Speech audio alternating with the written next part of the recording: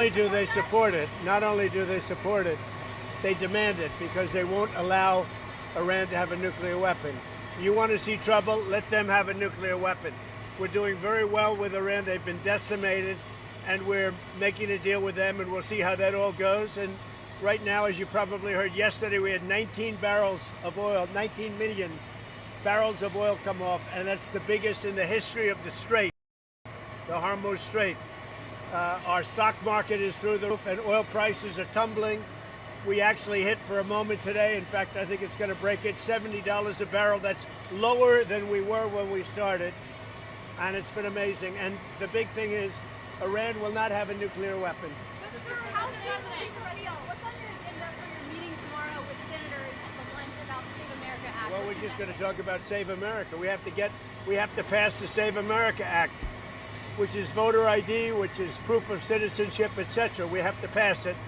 So we're going to have a talk about that and many other things. A lot of good relations. Mr. President, the Senate Majority Leader, John Thune, has told you many times he doesn't believe that they have the vote to pass it. That's what being a leader is about. You know, he's a leader. John's a leader. That's what being as a leader is about. Look, we have to be able to get proof of citizenship when you vote. Otherwise, we don't have elections. We have to be able to get voter ID. So John is a leader, and hopefully he can get the votes. Mr. President, on Iran, the Iranians are saying there's no scheduled visit for the IAEA inspectors. Is that part of your agreement? They're wrong. They're wrong. They know they're wrong. They told us inside, and we have it down, 100% inspections. And if they were right, I'd cancel the meetings right now. And Iran says there's no when will those, from your view, Mr. President, when will those inspectors actually be on the ground? At the appropriate time. At the appropriate time. There's no rush, but they'll be on the ground at the appropriate time. Mr. President, on the reflecting pool, Israeli forces have opened fire in southern Lebanon today, killing 2 people. Are you confident that the ceasefire is still holding? Well, we'll see what. Look, they've been fighting each other for many, many years, decades, and we'll see. But it's going to come along. Mr. President, on Nancy Guthrie, there's a note that our Brian Ensign reported on that says that she's dead, she's with nature. Is there any hope that the FBI and investigators find her? I hope they find her. I mean, Savannah's gone through that family's gone through hell, but I hope they find her. Mr. President, reflecting pool, you mentioned yesterday that the Interior Department has video and photos. We reached out to them and they haven't shared it with us. Are you going to compel them to release They've it? arrested, I think, 6 people on the reflecting pool. So the reflecting pool looks fantastic. I just got pictures of it. It's beautiful. But somebody went in with a knife and cut it. They cut it up good. And then they cut a 350-foot slip in the form of lots of little slips, real horrible stuff, and they destroyed the grass. We put a brand new big load of grass out there, and they destroyed it. So it's all being fixed, but it's a shame. So I understand 5 or 6 people are arrested. The Interior Department can refer to you on that.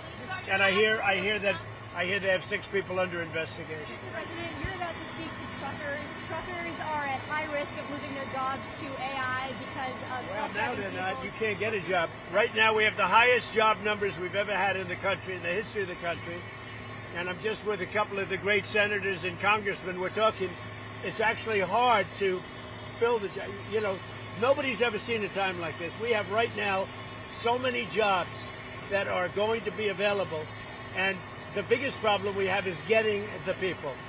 So we're really doing spectacular in this area in Pennsylvania for steel. Eli Lilly just announced billions of dollars worth of plans. We have more plants being built right now in the United States than at any time in the history of our country. Mr. President, when you meet with senators tomorrow, what will you say to allies of yours like Senator Cruz who've been critical of the Iran deal? Well, I think anybody that's been critical of it has to be educated, even if they're friends of mine, because we have Iran in a position that nobody's ever had. This should have been done for 47 years by other presidents, and we have Iran in a position where their military has been totally wiped out, their leadership has been wiped out, their radar has been wiped out, everything's been wiped out. They have not a good negotiating position, but despite that, and money that will be taken out of Iran is going to go to our farmers to give corn, soybeans, wheat to Iran, because they have a hunger problem, they have a food problem, they have a medicine problem, they got a lot of problems, and they have an inflation Their inflation now just at 300%. So they have a lot of problems. Are you planning to do a federal takeover of D.C. soon, since it looks likely that a socialist needs to... So we have a radical left communist elected, I guess, soon to be elected mayor of D.C. D.C. is now a safe, you people know better than anybody, it's a safe, beautiful city. When I came here, it was an unsafe, unkempt, horrible city. It was horrible. The monuments and the waterfalls and the statues and everything were graffiti written, hadn't been fixed in 50 years, clean. Now it's beautiful. We did 52 statues, monuments, waterfalls, including the thing that, you know, where the vandals hit, the reflecting pool, but we'll get that back very quickly. In fact, I will say, this morning I sent people over, they say it looks absolutely beautiful. But we're going to have to let a little water out and fix it, and then we'll put the water back in. But just so you understand, so our country is doing really well, and we're going to keep it that way. And any senator that didn't vote for all of the things we need, because we're making an amazing deal with Iran. We're making a deal that's going to keep our country and the world safe, because we're not going to let Iran have a nuclear weapon, and they know that, and they agree to that. Thank you very much.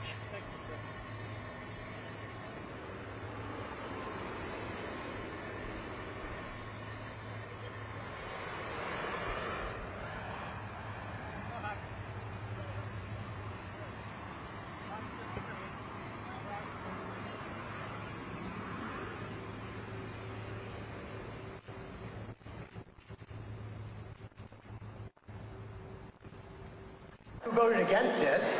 Companies like Mack are saving millions in taxes and able to reinvest that money in new factories, new equipment, new research and development, and more importantly, into the American worker. And that leads for more work for all of you, with no tax on tips, no tax on overtime.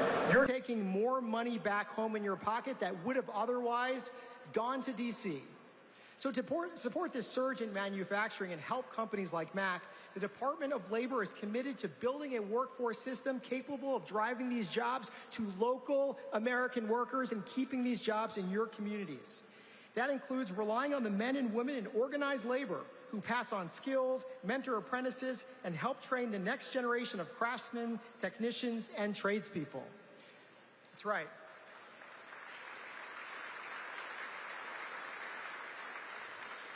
President Trump understands the vital role between unions and management that they play together in strengthening our workforce, and we're helping Americans seize this generational opportunity by creating jobs and creating the skills necessary to build these trucks.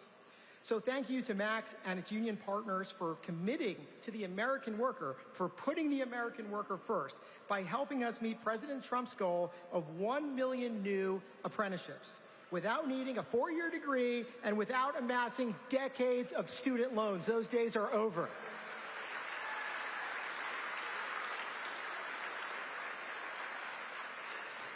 We're not relying on college professors anymore to teach. We're relying on the men and women behind me who know the trade, who know American manufacture, and you all are going to teach the next generation of American workers.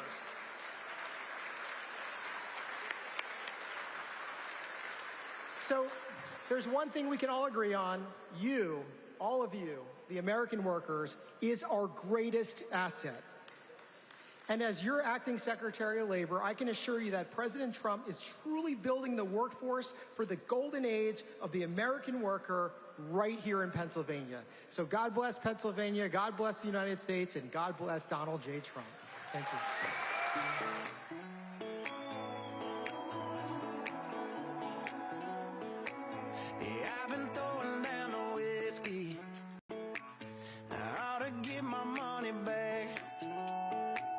Someone said it drowns a memory.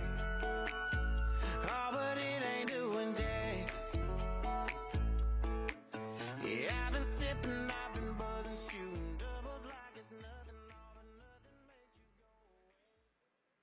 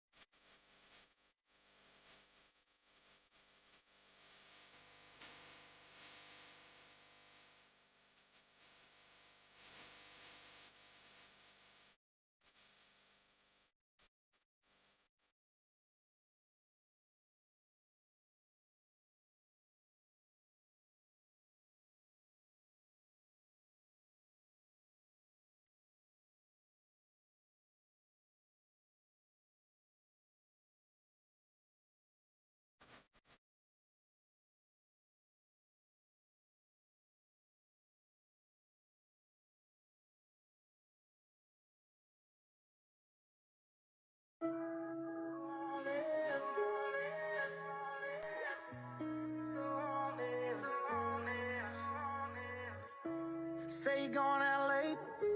I count down till you call me. It's just one of those things that you do when you're lonely, and you're all about the chase, but you won't ever let me catch you. And I wish it was the same, but I know I'm gonna let you in again. And when I do, it's gonna hurt like hell, and you don't mean to. That's what I tell myself. But why you gotta be so heartless? I know you think it's harmless. You're tearing me apart, and girl, the hardest part is you're so high on attention, taking my some inches. Leave me in the darkness, never finish what we started. Girl, why you gotta be so heartless? Why you gotta be so heartless? Look, Monday night was definitely not a night. Tuesday night was just another fight. Wednesday I thought everything would change. Thursday came and it was still the same. Friday night we went out on the town. Saturday we should've burned it down. Sunday morning came and now you're gone. I should probably know this shit by now. Oh, I should probably know this shit by now, but no, no. Why you gotta be so heartless? I know you think it's harmless. You're tearing me apart, and girl, the hardest part is you're so high on attention, taking my some inches. Leave me in the darkness, never finish what we started. Girl, why you gotta be so heartless? Why you gotta be so heartless? Girl, why you gotta be so in between loving me and leaving, leaving? Oh, I should probably know this shit by now, but no, no. Why you gotta be so heartless? I know you think it's harmless. You're tearing me apart, and girl, the hardest part is you're so high on attention, taking my some inches. Leave me in the darkness, never finish what we started. Girl, why you gotta be so heartless? Why you gotta be so heartless? Why you gotta be so heartless? Girl, why you gotta be so heartless?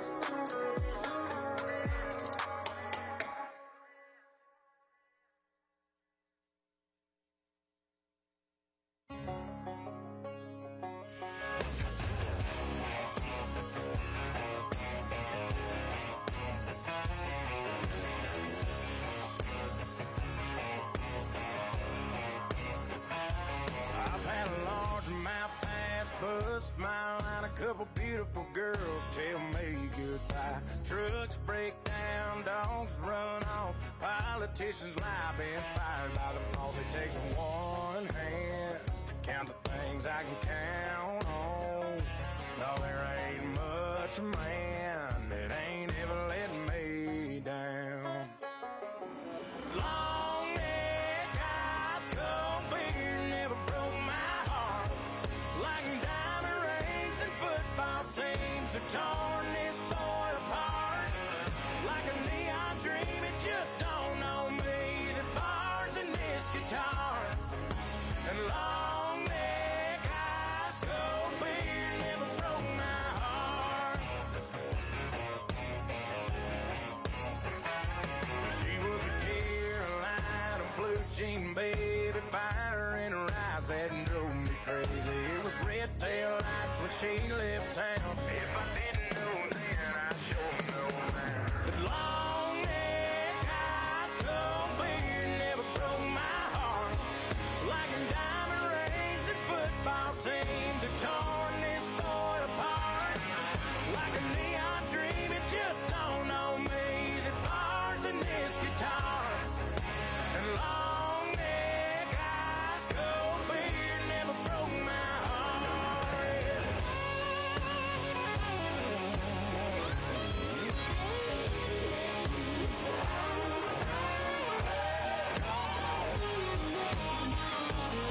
Takes one hand to count the things I can count on.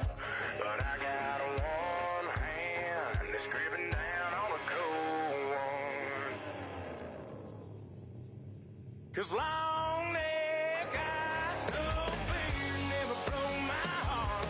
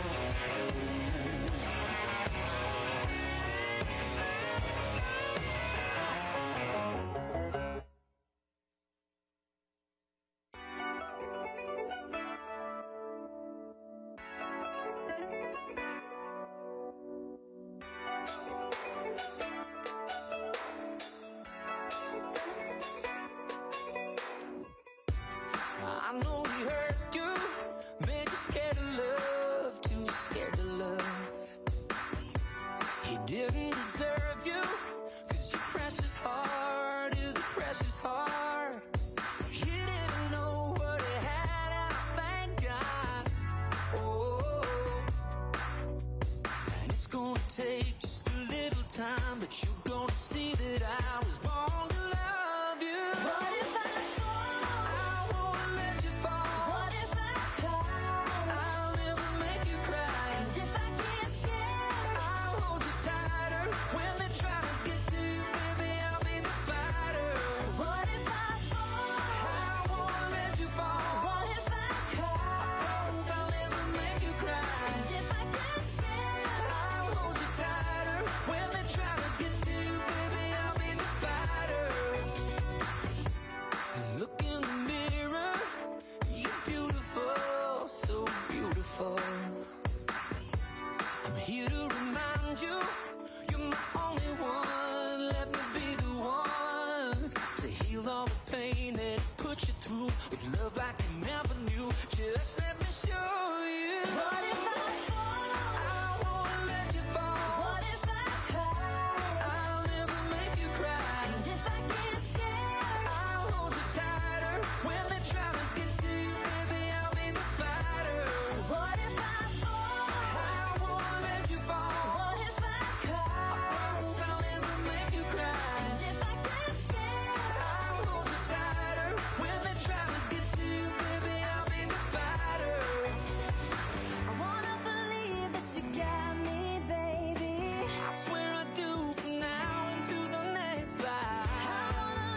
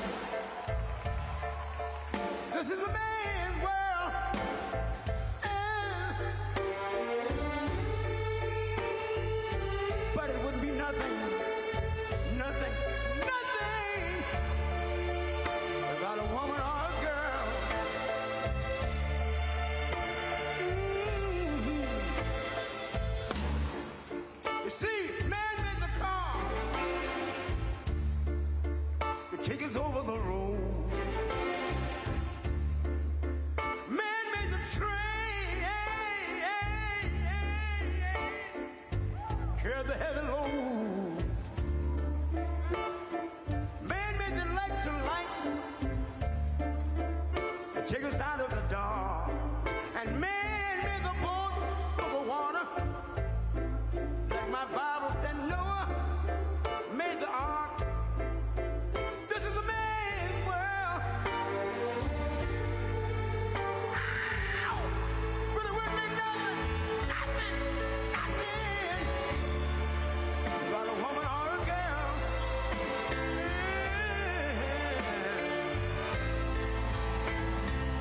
L'uomo rincorre il potere, ma lui non sa.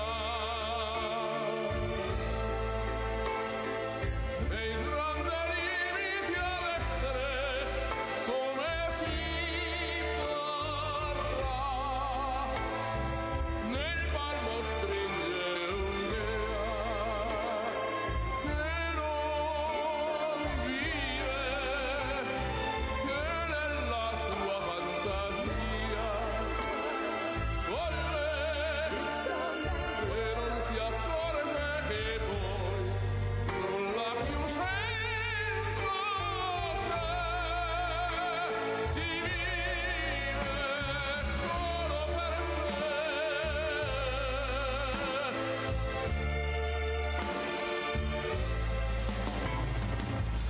Man thinks about a little bit of baby girls and a baby boy. Man make them happy because man make them toys. But after man made everything he can. Man made lira, pesos, dollars, rubles, buy from every good woman and every man. Ow! This is a man's world. Senso c'è, But it wouldn't be nothing. solo per sé, solo per sé.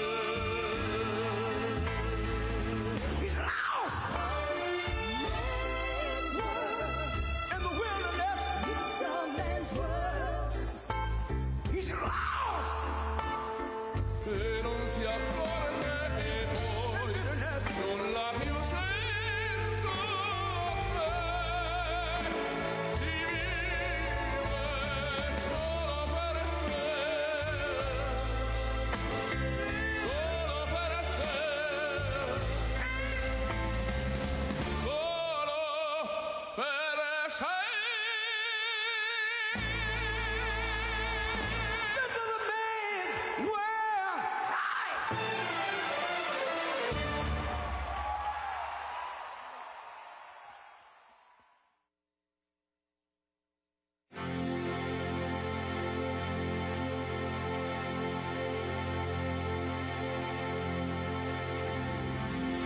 It's been 7 hours and 15 days since you took your love away.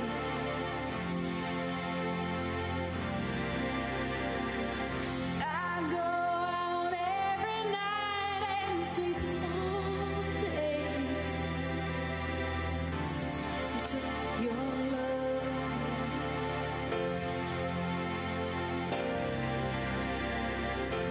Since you've been gone, I can do whatever I want. I can see whomever I choose.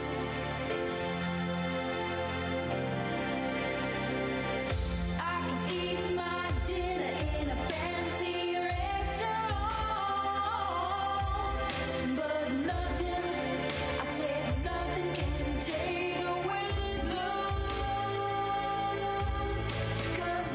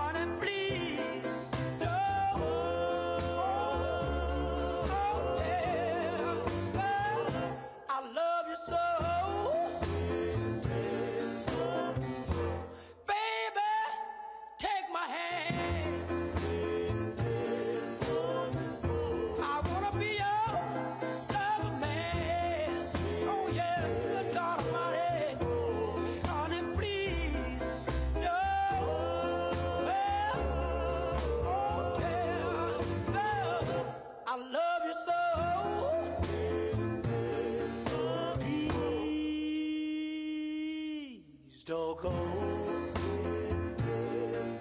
Please don't go. Honey, please don't go. Girl, I love you so. Please, please.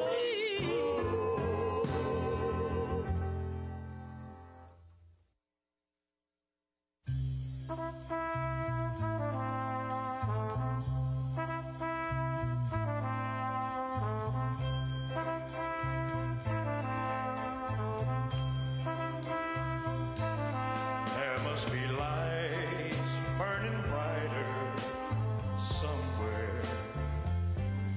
Got to be birds flying higher in the sky, more blue. If I can dream of a better land where all my brothers walk hand in hand, tell me why, why can't my dream come true? Oh, why? There must be peace and understanding sometime. Strong winds of promise that will blow away the doubt and fear. If I can dream of a warmer sun where hope keeps shining on everyone, tell me why. Oh, why won't that sun appear?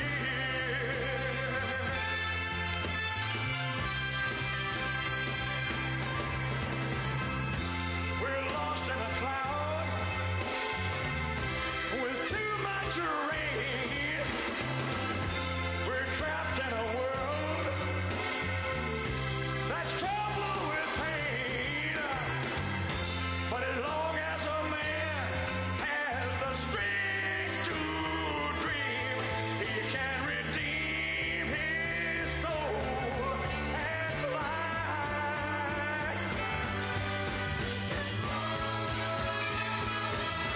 Deep in my heart, there's a trembling question. Still, I am sure that the answer's gonna come somehow. Out there in the dark, there's a beckoning candle, yeah. And while I can think, while I can talk, while I can stand, while I can walk, while I can dream, oh, please let my dream come true.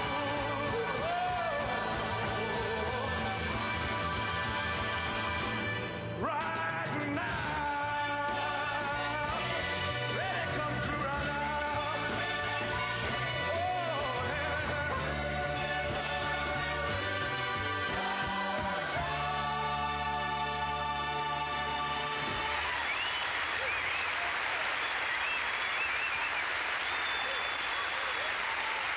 Thank you. Good night.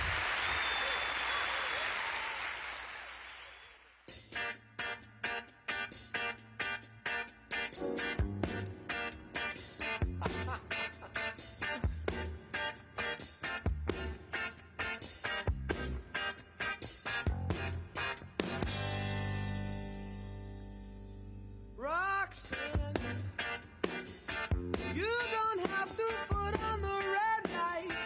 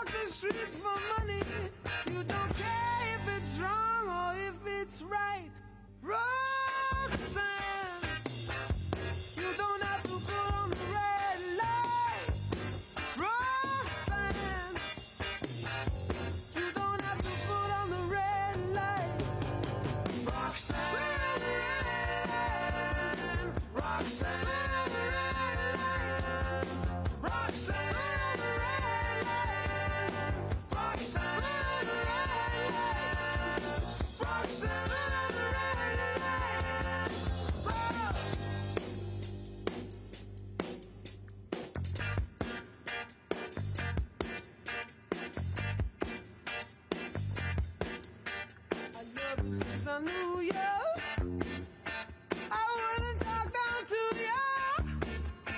I have to tell you just how I feel. I will share you with another boy.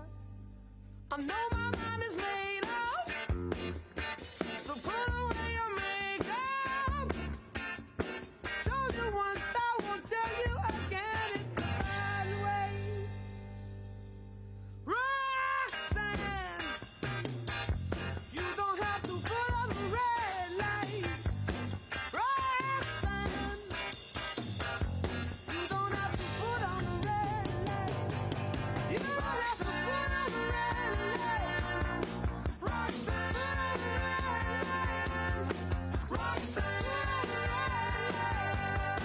Roxanne, Roxanne, sogno l'orizzonte,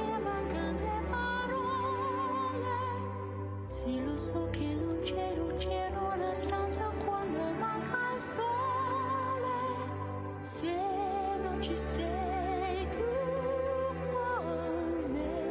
con me, su le finestre mostra tutto il mio cuore che è acceso. Chiudi dentro me la luce che hai incontrato per strada. Time to say goodbye. Paesi che non ho mai veduto e vissuto con te. Adesso sì li vivrò con te. Partirò su navi per mari che io lo so non esistono più. It's time to say goodbye. Quando sei lontana sogno all'orizzonte, manca le parole. E io sì lo so che sei con me, tu mia luna, tu sei qui con me. Mio sole, tu sei qui con me, con me, con me, con me. Time to say goodbye. Paesi che non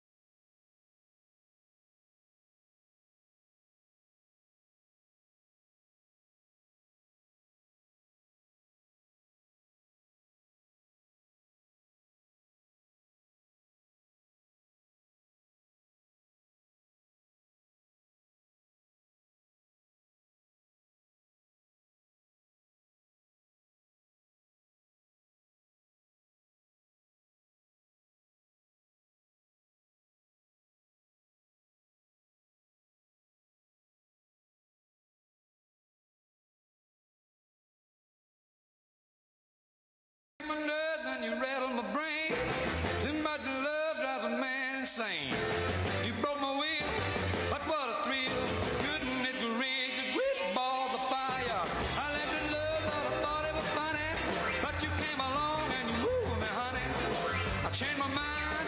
This love is fine. Good and it rich and grit and balls of fire. Kiss me, baby. Ooh,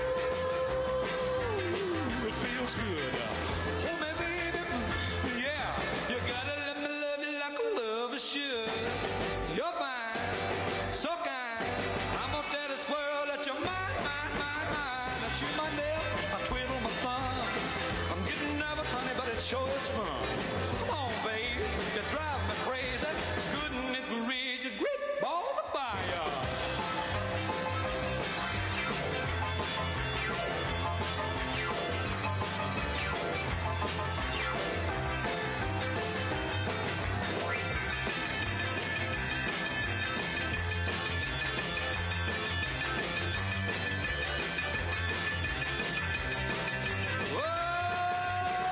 Kiss me, baby. Ooh, feels good. Yeah. Let me love you like a lover should. You're fine, so kind. I'm gonna tell this world that you're mine, mine, mine, mine. I chew my nails, Lord, I twiddle my thumb. I'm real nervous, but it sure is fun. Come on, baby, you're driving me crazy. Good and it reads and great balls of fire.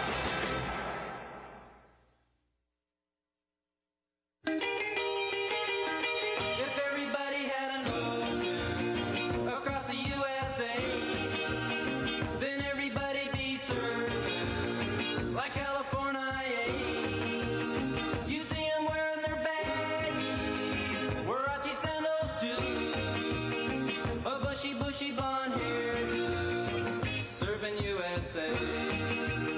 You'll catch them serving at Ventura County line, Santa Cruz and Tres, Australia, Caribbean, all over Manhattan, and down Doheny Way. Everybody's gone serving USA.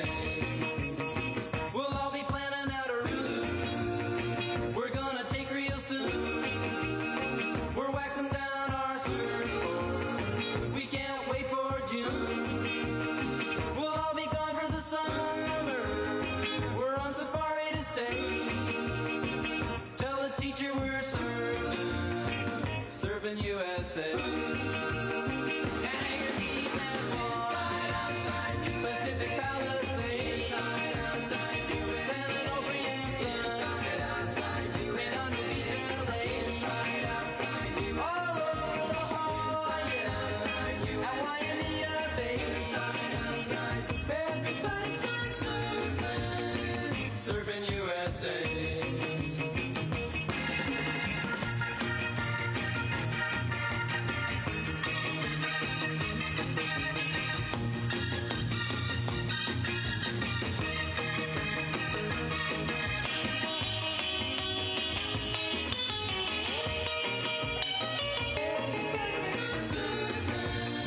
Surfing USA. Everybody's gone surfing USA. Everybody's gone surfing USA. Yeah, everybody's gone surfing USA. Yeah, everybody's gone surfing USA.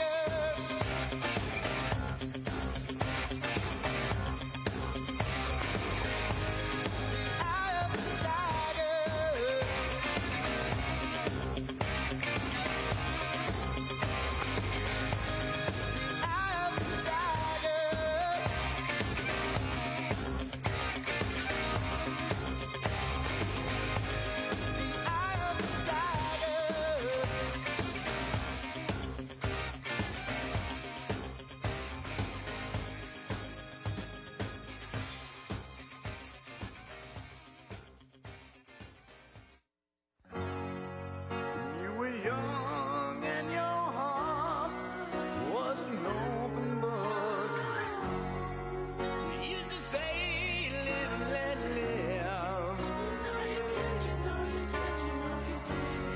But if this ever-changing world in which we live in makes you give in and cry, say, live and let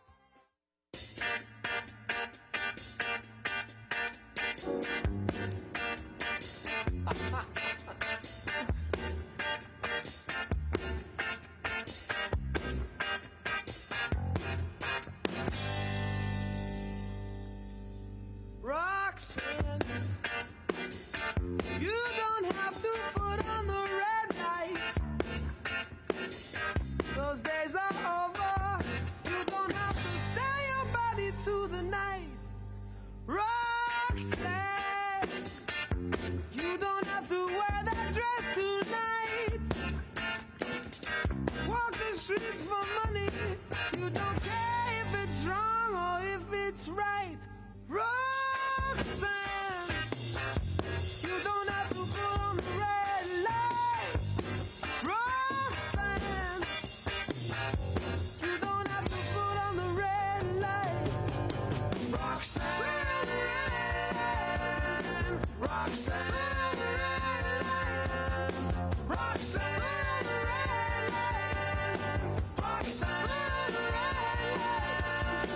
Roxanne.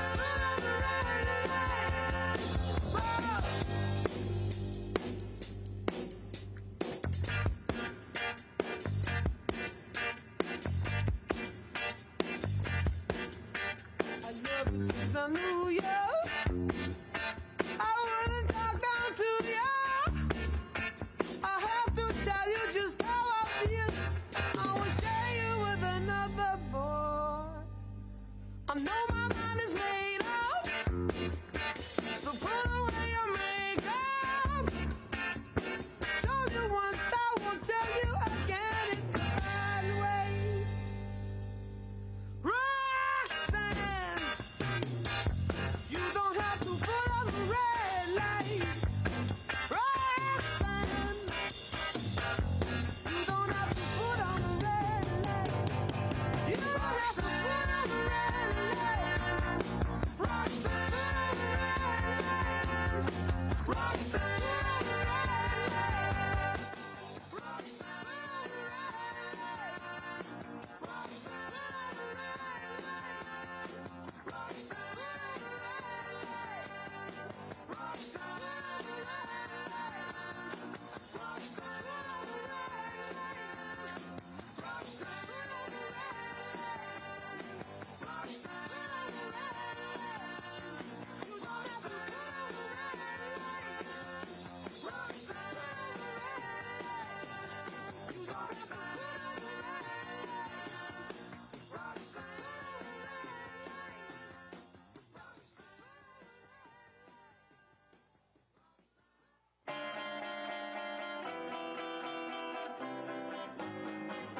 Hold me close, hold me tight, make me thrill with delight.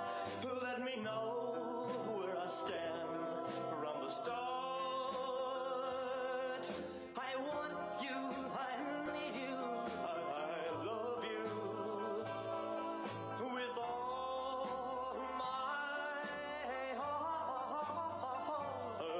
Every time that you're near, all my cares disappear. Darling, you're all that I'm living for. I want you, I need you, I love you more and more. I thought I could live without romance until you came to me. But now I know that I will go on loving you eternally. Won't you please be my own? Never leave me alone, 'cause I die every time we're apart. I want you, I need you, I love you with all my heart. Well, I thought I could live without romance until you came to me. But now I know that I will go on loving you eternally. Won't you please be my own? Never leave me alone, 'cause I die every time we're apart. I want you, I need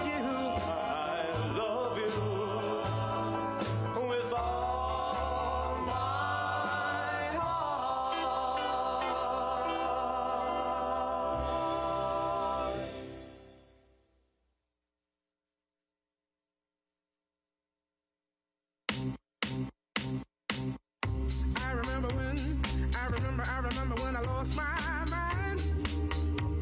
There was something so pleasant about that place. Even your emotions have an echo in so much space. And when you're out there without care, yeah, I was out of touch. But it wasn't because I didn't know enough. I just knew too much. Does that make me crazy? Does that make me crazy? Does that make me crazy? Possibly.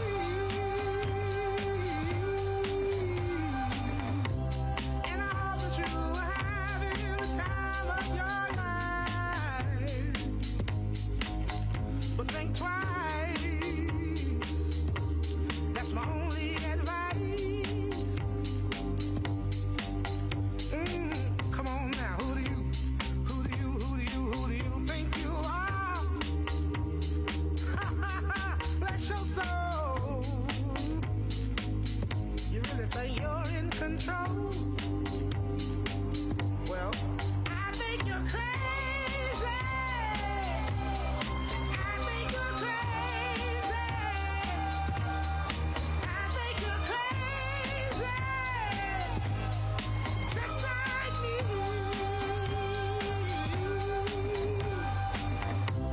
My heroes had the heart to lose the lives I wanna live. And all I remember is thinking I wanna be like them. Ever since I was little, it looked like fun. If there's no coincidence, I've come. And I can die when I'm done. But maybe I'm crazy. Maybe you're crazy. Maybe we're crazy.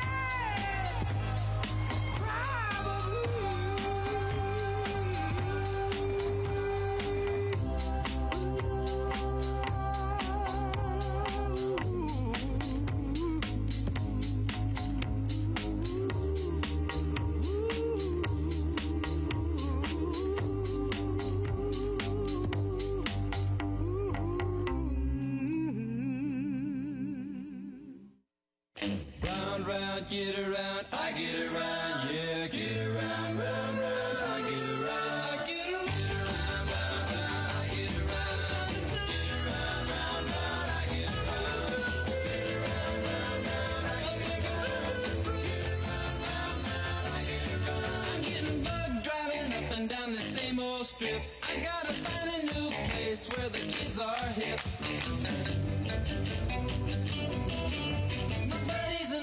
You're getting real well known. Yeah, the bad guys know us and they leave us alone. I get around, round, round, I get around, get around, round, round, I get around, get around, round, round, I get around, get around, round,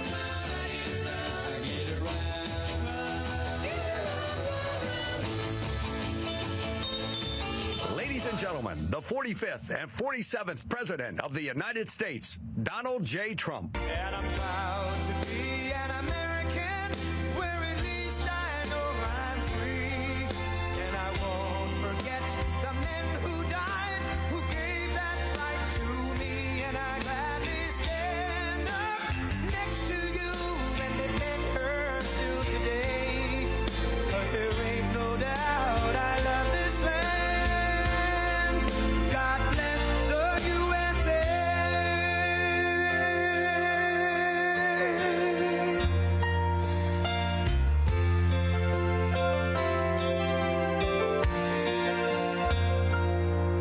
From the lakes of Minnesota to the hills of Tennessee, across the plains of Texas, from sea to shining sea, from Detroit down to Houston and New York to LA, where there's pride in every American heart, and it's time we stand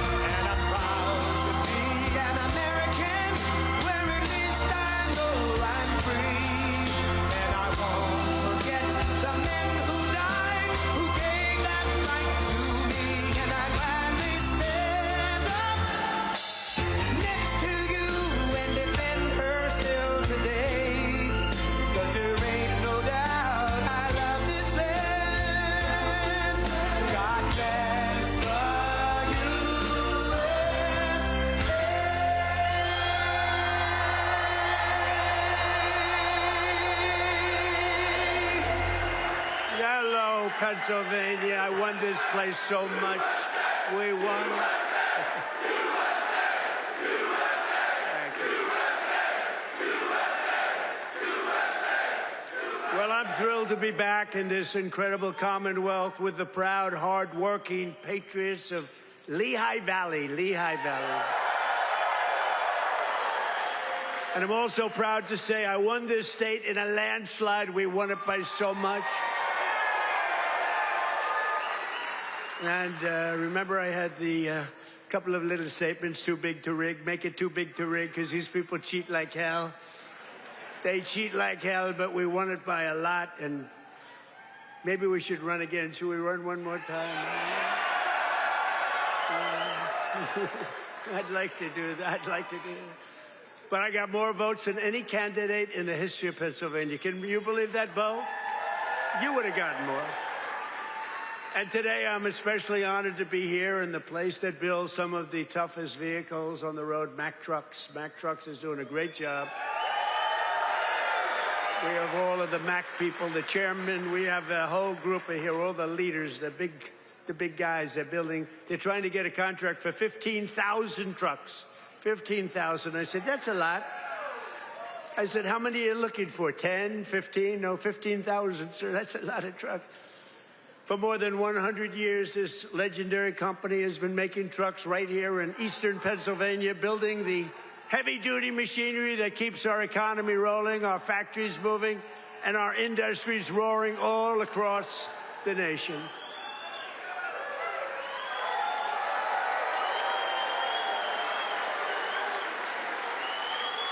And you are the men and women who put your pride and spirit into those beautiful words, stamped on every Mack truck that said, made in the USA. It's made in the USA. And I want to especially thank the president of Mack Trucks, Stephen Roy, who I just met, who's a great guy, a great patriot, very Republican too, which I like. He's a very strong Republican. Stephen, where are you, Stephen? Stephen. We got to get a certain very talented congressman reelected. You know that. We got to get him. Where are you? Where are you, Mr. Congressman? We got to get you back in. Thank you, and thank you, Stephen. But a very special thanks to every single worker at this fantastic factory. The job you're doing here is incredible. And I know you're applying for a big one, and we'll see how that goes. We'll have to call up some people and see if it's good. If your price is right. Is your price right, Stephen? I don't know. Maybe we'll get it down a little bit. We'll get it down. 15,000 trucks. That's a lot of trucks. But that's what this is all about. It's greatness. You built this country, and you're the ones who are making America great again. We're the hottest country in the world. For decades, the workers of this Commonwealth watched globalist politicians let other countries rip you off and close your factories, rob your jobs, take them away to foreign lands. And then I came along. We stopped it very quickly. Then we had a rigged election.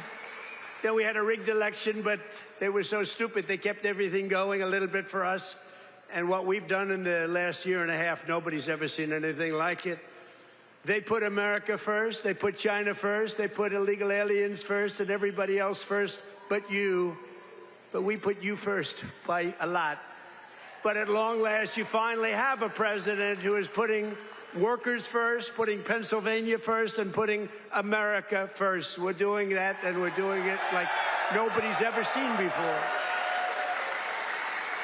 And starting on my first day back in office, and this goes all the way back to 2016, too, but right from a year and a half ago, nobody's ever seen anything like this. We're the hottest country anywhere in the world by a lot. But I stood up to the trade cheaters. They're cheaters and abusers and violators of the world like no president has ever stood up before. And now I'm standing up again because Iran cannot have a nuclear weapon, if that's okay. And we're doing quite well.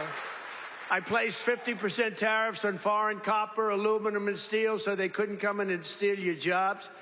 and sometimes even more than 100% tariffs. They weren't going to come in from foreign lands and steal your jobs. If they wanted to come in, they pay 100%, they pay 200%, they pay I don't care what it is. They're not going to steal your jobs, okay? And they stop.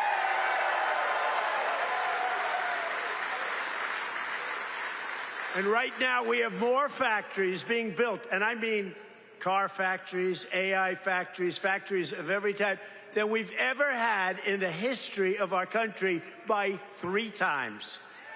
That's because they didn't want to pay the tariff. How don't you pay a tariff? You build your factory here and you hire American workers. It's quite simple, actually.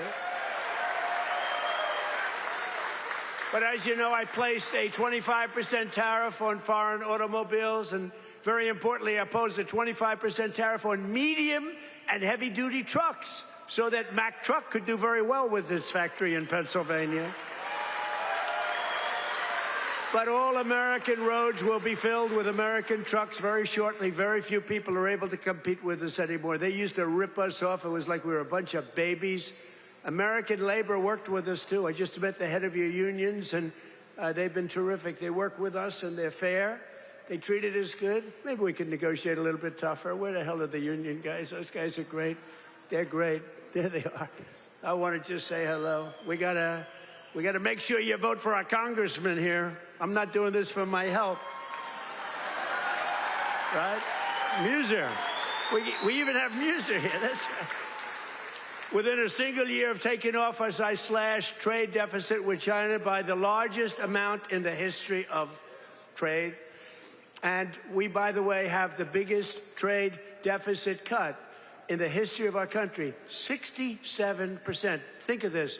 We had a trade deficit.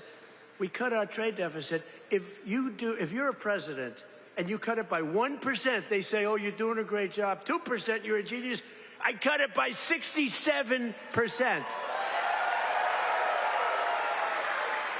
That's why you have all of these factories being built. And they'll soon be opening. They're already opening. But when those factories are opening, I don't know what you're going to do. You're going to negotiate very good salaries, that I can tell you, because they need you. In many ways, they need you more than you need them. American exports to the rest of the world are up by $150 billion. You hear that, Bo? It's not bad. You got to wrestle a long way to make that. Bo is going to have to win a lot of tournaments to have to make that money.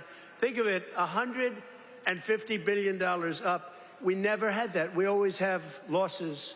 We take in much more than we send out. Now we're up $150 billion, and that's nothing, because when all these factories are opening up, Mr. Senator, another great one, what a great senator you have.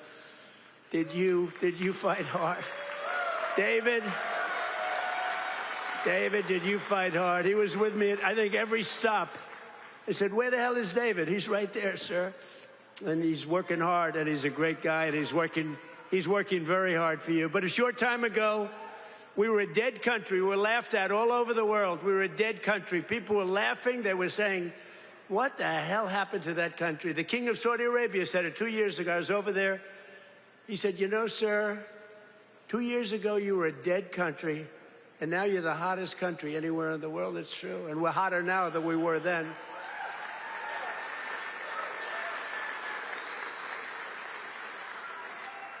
He then proceeded to announce that he's investing $2 trillion in our country, along with Qatar, along with UAE. Bahrain is investing, Kuwait's investing, but countries from all over the world, they're all investing in the United States. 2 years ago, they wouldn't even think of it. They thought we were finished. When I went to China 2 weeks ago, I met with President Xi, and we greeted each other, and he looked at me and he said, man, do you move fast. Because they thought they had us, but now it's really the opposite. We are doing numbers that nobody's ever seen before, so it's great. It's great. We had a great meeting. But as you know, we just achieved a historic peace agreement with Iran to end the conflict in the Strait of Hormuz. And by the way, yesterday, 19 million barrels of oil flowed out of the Strait of Hormuz, a very beautiful place. That's the most That's the most oil in the history of the Strait. No, it's never been any, you've never seen anything like that. It's called an oil gusher. And most importantly, we are ensuring one thing very importantly, because this is why I did it. I did it for this reason, 99% for this. Iran will never have a nuclear weapon, and they've agreed to that. But remember, this wasn't easy. We had 47 years worth of presidents and other people, other countries too. We're not the only one that never did anything. They were the bully of the Middle East. And now we're leaving Iran with no Navy, no Air Force, no anti-aircraft, no missile capability, no nuclear program. We're leaving them without any nuclear capacity, and they've agreed to that. And we're getting along quite well, although if you read the fake news, you never know. Think of it, the fake news. They have no army, they have no navy, they have no air force, they have no anti-aircraft. We can fly over Tehran just at will. Nobody going to do anything to us. And then I read the fake news that they're doing quite well. They're not doing quite well.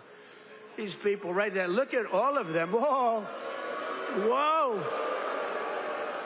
whoa. That's a lot of press. That's almost as much press as Bo had at the White House last week when he knocked out his opponent in the first round. Right? I think you had more. Bo had more press. But the Iran economy has been crushed, and their defense industrial base has been damaged so severely that it'll take them many years to rebuild, many, many years. And now we're trying to work out a deal that's fair. And we also want to work out a deal. You know, the stock market hit a new high today again. And oil, for the first time in months, hit, think of it, $70 a barrel. So we got at 70. That equates to a very low price. Oil is going to come charging down. And with oil comes everything else. Because I inherited from these Democrats. You know, they're Democrats. I changed the E for a U. It's very simple, Democrats. I don't know why I didn't think of that 9 years ago. I just thought of it about a month ago. They're Democrats because their policies are so dumb. Men and women's sports. You know, Bo is with one of the great champions, Tony. Tony, could you have taken most women in the heavyweight championship? He was the heavyweight champion of the world. Do you think you would have had trouble with a woman of approximately your size? Be hard to find a woman of your size, but if we did, I think you would have been okay. What do you think, Bo? Could he have handled it? I think so. What about you, Bo? Could you handle a woman of approximately your, what, 182 or something? Think there's a 182-pounder that could give you a little tussle? I don't think so. I don't think so. He's such a nice guy. You say, no, not really. I don't think so. When she looked at those ears of Bo, when she looked at those ears, she'll say, I'll take a pass. She'll say, I'm not going to fight that guy. The average price of gasoline nationwide is down 60 cents a gallon just from a short while ago. And remember this. Remember this. We had to make this detour. We had to go to Iran. You can't let them blow up the Middle East and then us, if that's possible. We would have gotten them before, but they would have blown up Israel. They would have blown up the entire Middle East. You can't let that. You want to see a bad economy? That's a bad economy. So, but remember that our oil in the middle of this conflict was less than it was for sleepy Joe Biden. And we're putting out a fire. Biden, Clinton, Bush, all of them. Barack Hussein Obama. Have you heard of him? Have you heard of Barack Hussein Obama? None of them did anything. Obama gave them $1.7 billion in green cash. Remember, on a 747, they flew over piles of cash, $1.7 billion. Gave them hundreds of billions of dollars and thought they could bribe them into peace. No, the only thing they understand is what these guys in the front row understand is the hammer. Because if you look at what we did to their nuclear capacity with those beautiful B-2 bombers, that was truly a hammer. In fact, we named it a hammer, Operation Hammer. But our economy is ready to soar to levels the world has not seen before. I believe that, David. I think it's going to levels that nobody's ever seen before. All these factories are being built, and they're going to be occupied, and they're hiring people now. And it's going to be something very beautiful. I don't know who's going to follow me, but remember that I was the one that did it, okay? Somebody's going to walk into office and they're going to have the most successful country in history, and they're going to be bragging what a great job they did. Now, we did it. In 4 long years of the crooked Joe Biden administration, they got less than $1 trillion of new investments. So think of it, Crooked Joe. What do you like better, Sleepy Joe or Crooked Joe? Ready? Sleepy Joe. Crooked Joe. I'm surprised. I like Sleepy Joe better, but Crooked Joe. They're both good. I use them both. But in less than 1 year, so they did much less than $1 trillion of investment from outside the world. Much less than $1 trillion. We just have the final. We had 11 months at 18, but we just got the final. $19.1 trillion in 12 months. Can you believe it? Investment from all over the globe. And since the election, the stock market has set 73 all-time records. In other words, yeah, sit down. We've got plenty of time here. It's an honor that you're all standing. Oh, look who we have, the Wall. Stand up, Wall. Look at this guy. Oh, I'm going to get a suit just like that guy. I'll bet he's been to 200 rallies.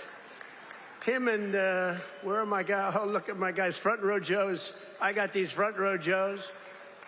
And where are the women from North Carolina? They're here. They travel all over the world. I don't know what the hell's with their husbands. These beautiful women from North Carolina. They travel all over. They went to 200 rallies. How many rallies have front row Joes gone to? Hundreds. Everyone. And then it was very sad. My last rally, I said, I may never see you again, right? And then we won the election in a landslide. And who the hell do I see? I see my front row Joes. So I'm happy about that. Thank you. What a group. We had some group. We'd be all over the place. And when they didn't make the front row, it was very demeaning to them. They were not happy, right? But the front row, they became actually very famous, front row Joes. And the typical 401k, as you know, is up almost $30,000 in, it was 12 months, it was 13 months. It's up 44%. Think of that, up 44%. Because, you know, as goes the stock market, so goes a lot of your own wealth. And I tell about this police officer. I met a police officer first time, similar thing, but now the numbers are even more. I was in New York. I met a great police officer, New York finest. And he said, sir, I want to thank you. I said, for what? He said, my wife didn't think much of me, very much. We were having marital difficulty, actually. She thought I was nothing. I'm a police officer. I'm a tough guy. I looked at him. The muscles were all over the place. He didn't suffer from that. But she thought maybe that muscle wasn't so good because he was always losing money in the stock market. And he said, sir, in the last year and a half, my 401k is up 74%, sir. And she thinks I'm Warren Buffett. She thinks I'm a super genius. I said, how are you getting along with her? He said, well, I'm not so sure I like her anymore. But that's, I won't tell you that. I refuse to say that. He's getting along just fine. But a lot of people have come up to me, David, and they thanked us. 401ks, you know, the stock market. Who has a 401k here? Yeah, look, a lot of people. More Americans are working today than at any time in the history of our country, and we've created over 32, think of this, 32,000 new jobs just starting in Pennsylvania alone. David, you have to get credit for that. And in the last few months alone, we've added 2,600 Pennsylvania manufacturing jobs, and that number is going to go much, much higher as the factories start to open. Because right here in Lehigh Valley, Eli Lilly has just announced, great company, by the way, drug company, a $3.5 billion investment in a brand new state-of-the-art manufacturing facility right down the road. That's going to create over 1,000 jobs, just that one. Nokia is investing $30 million to expand its semiconductor testing and packaging operations, thousands of jobs. And B. Braun has announced a $20 million expansion of its medical device manufacturing operation in Allentown. I love Allentown. I love any place that votes for me. which is the entire state of Pennsylvania, the entire Commonwealth. Never make the mistake of using the word state. Well, I'm not sure that people care, but the Commonwealth of Pennsylvania voted for us at levels that nobody's ever seen before, David, and you too, and we're proud of you because you had guts. This man had guts. He lost one time to a tough candidate, then he did it again to a tougher candidate, and I tell him if he didn't win, his wife, who's a beautiful woman, would have left him. I'm telling you. Dina, she would have left him. So he had great courage doing it a second time. He was a very successful guy. He ran. Stand up, David. She would have left. I was so worried because he's a friend of mine, and that was a tough race. You know, he was running against a guy 24 years that his father was in for like 30 years. That's a long time, and he had to beat him knowing the pressure. That's called pressure. Knowing his wife was gone if he didn't make it. She was gone to 100%. But he's married actually to a terrific woman. She probably would have stayed. I'm not 100% sure. And last year I saved a great American company, U.S. Steel, and we're keeping its headquarters in Pennsylvania where it belongs. And $17 billion has been invested by a great company in saving U.S. Steel. They were gone. I think they were closed up and they were ready to go.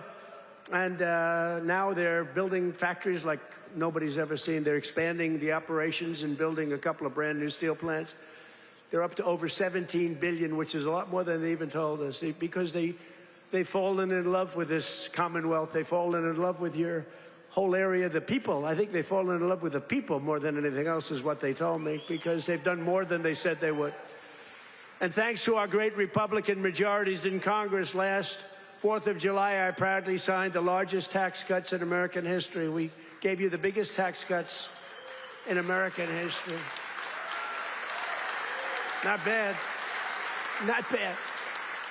We delivered no tax on tips, no tax on overtime, and no tax on Social Security for our great Pennsylvania seniors. No tax. And our tax cuts are projected to boost take-home pay for Pennsylvanians by an average of more than $10,000 a year per household. Think of it. Not bad. That alone should win us the midterms. We got to win the Muser. We got to win the midterms. Muser's another great guy. Stand up, Muser. Been with me forever. He was thinking about running for governor. I think he would have won, but he was thinking about running for governor. And I said, I want you to stay in Congress. I want you to stay. And we appreciate it. You've done a great job. But always remember, every single Democrat in Congress voted against our tax cuts. So think of it. All of those tax cuts and many more, they want to raise your taxes, not lower them. They voted against tax cuts. You know, all my life, I've sort of been political in that I found it very interesting. I was a very successful real estate person, but I love watching politics. And my whole life, I've watched politicians say, we will cut your taxes. We will cut. I never heard these people say, we will raise your taxes. This country has gotten very strange politically, especially with all the communists that are up for election. You know, you have communists. These aren't socialists. These are communists. And they're all up. How about the guy in Maine? He's got the Nazi stickers. He's got the whole deal, and they're trying to say that's a... So for 8 years, 10 years, they said Trump is a Nazi. Now they can't say that anymore because they have a guy with a tattoo on his chest. It's unbelievable. But they voted against no tax on Social Security. They voted against no tax on tips. They voted against no tax on overtime, and if they got into office, you will have all of those taxes and all of that money that you're saving, including the big savings on Social Security. It's going to all be terminated. You're going to have to start paying it. They want to pay it. I don't know what's wrong with these people. They voted in favor of the estate tax or the death tax on your farms and your businesses. You know, farmers and small business people, they love their children. If they love them, it's great. Most of the people love them. Some can't stand. I know people that can't stand their kids. They're not going to leave them 10 cents. But if you love your child, you want to leave your farm, especially from these farmers, it's born in them somehow. They want to have their children on the farm. The children don't want to leave, but sometimes they're they're land rich and cash poor. You know, I've known that expression too. I've oftentimes been land rich and cash poor. It's not a good period of time. And you die and you have a estate and they tax you at 40, 50, 60%, and they end up losing their farm, losing their small business. And in many cases, you don't read about this, they commit suicide. They actually go out and commit suicide because they're forced off their farm by a bank. They have to go out and borrow money from a bank.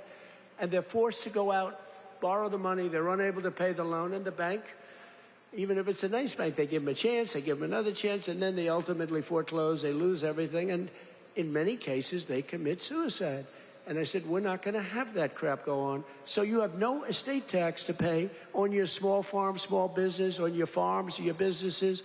And you can, if you love your children, you can leave your farm or your small business to your child, and they're not going to lose it.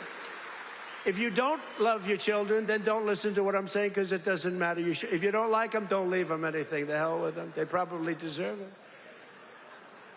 But think of it, the Democrats voted against the border wall. The border wall gave us the safest border. We have the safest border now in the history of the country. They voted against voter ID. You know why they voted against voter ID? Because they want to cheat. There's only one reason, Mr. Wall, right? Correct. Correct. Where do I get that suit? One day, I don't know if it's very presidential, I'm going to walk up in a suit with the design of the wall on it. I don't know. What do you think? I already have a lot. You know, I have a very elegant wife, and she says, darling, please, please, don't dance. It's not presidential. I said, but the people love it when I dance at them. And she said, please, please, the men and women's sports, please don't do the weightlifting thing. And don't do the swimming thing. You know, the weightlifter where he goes up and the record stood for years and years and years. And this young lady, she's trying out for the Olympics and she's going to do it. And the record stood for 19 years, and they put an eighth of an ounce on one side, an eighth of an ounce on the other. They have to understand, Melania, who's now a movie star, she got the #1, but can you believe she hit big with a boom? That's not good. There can only be one star in a family, please remember that. But they put a little eighth, like a feather on one side, a little bit, just to break the record. The parents are sitting right there where Big Bo is. He's a nasty guy, that punch he threw, ay, ay, ay. Got to be very nice to Bo. I got to be very nice. Got to make sure he's never angry at me. But she said her parents are right there in the front, and they're so proud. The father's not so proud because he knows she's not going to do it, because she's a woman. It's a lot of weight. The mother, though, is screaming, darling, I love you. Do it. And she gets over the weights, and she stands there. And then she gets him, and she gets him. And the mother's screaming, darling, I love you, darling. Go. And the father's looking, saying she has no chance. And she's like this, you see it? Drops him. And she's like devastated for the rest of her life. And then a guy comes along who transitioned.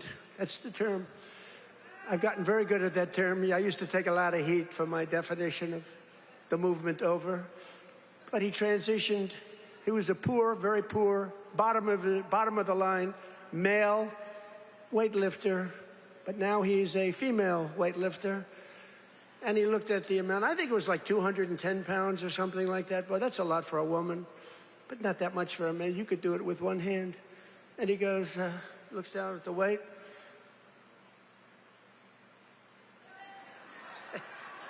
I think he did a few things for emphasis. And he won the medal. And everyone said, oh, isn't that wonderful? Are we crazy? Men should not be able to participate in women's sports.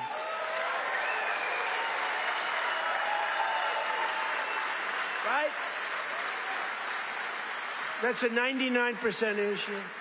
Do you ever hear the fake news? They say, that's an 80-20 issue. No, it's not. It's 99-1. You know, I've been doing politics now for 10 years. Not that long, considering I've won 3 elections. You know, so we're done.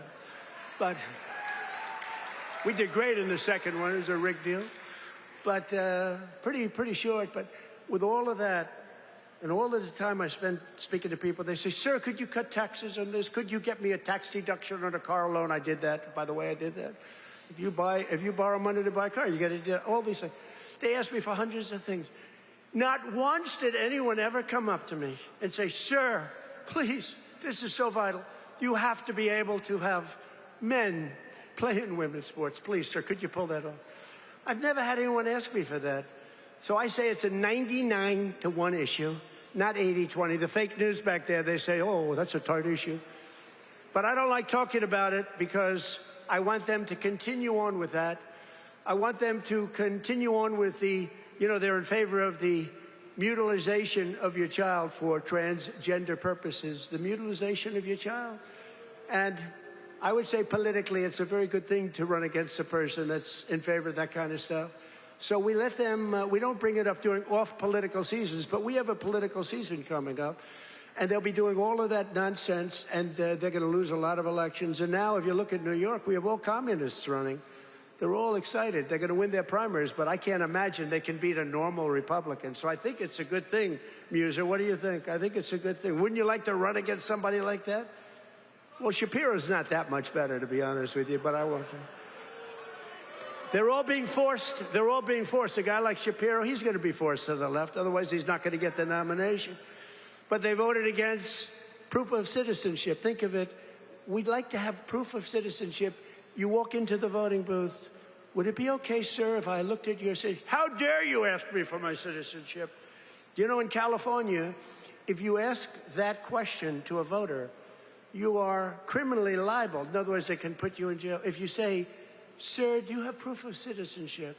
They put you in jail if they ask that question. You're not allowed to ask that. Did you know that? It's the craziest thing I've ever seen going on. Hey, did they screw the kid, Pratt?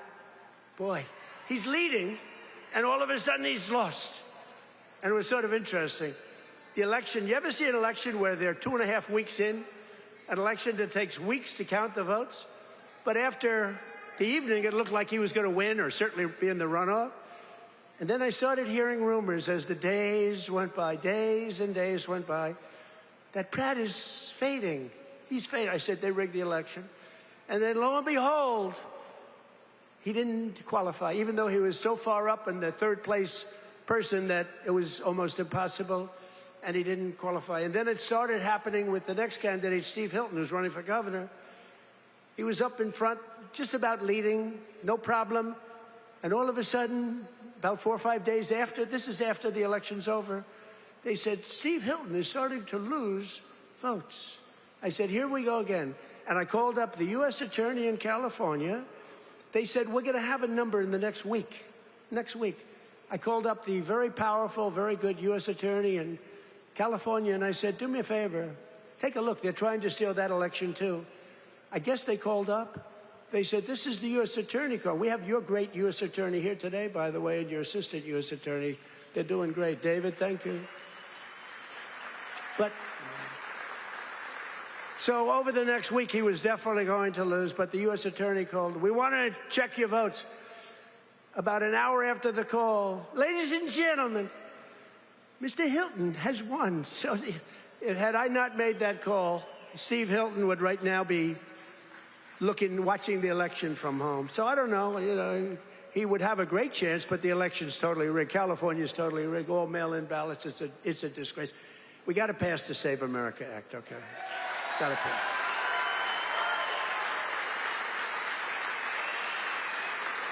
We got to pass Save America, you, McGee. Look at these guys. What love. A friend of mine is a very big real estate developer, but he's got a problem with speaking in front of crowds. He chokes, he chokes like a dog. He said, how do you do it? I say, it's easy, because there's so much love in the room. There's so much unbelievable love. It's easy to do, No, he's got this tremendous fear of speaking. He said, the guy's a major player. Most of you have heard of him. And he's a killer. He destroys people for a living, financially, not physically, financially. Physically, he can barely walk. He's a basket case. But he's up here. He's very smart. And he destroys people. He's very rich. But he can't get up in front of a crowd and talk. I said, what's wrong with you? He said, I don't know. I have a fear of crowds.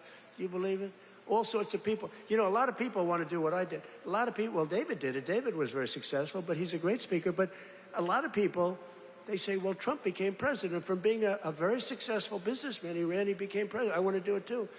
And that's when they find out that they might have the flaw of speaking, or even worse, is a terrible past. You know, the past will come out to haunt you. It's not an easy thing to do, but I love it. You know, I say it's real easy to do when you have people that love you. I guarantee, who here voted for Trump? Yeah.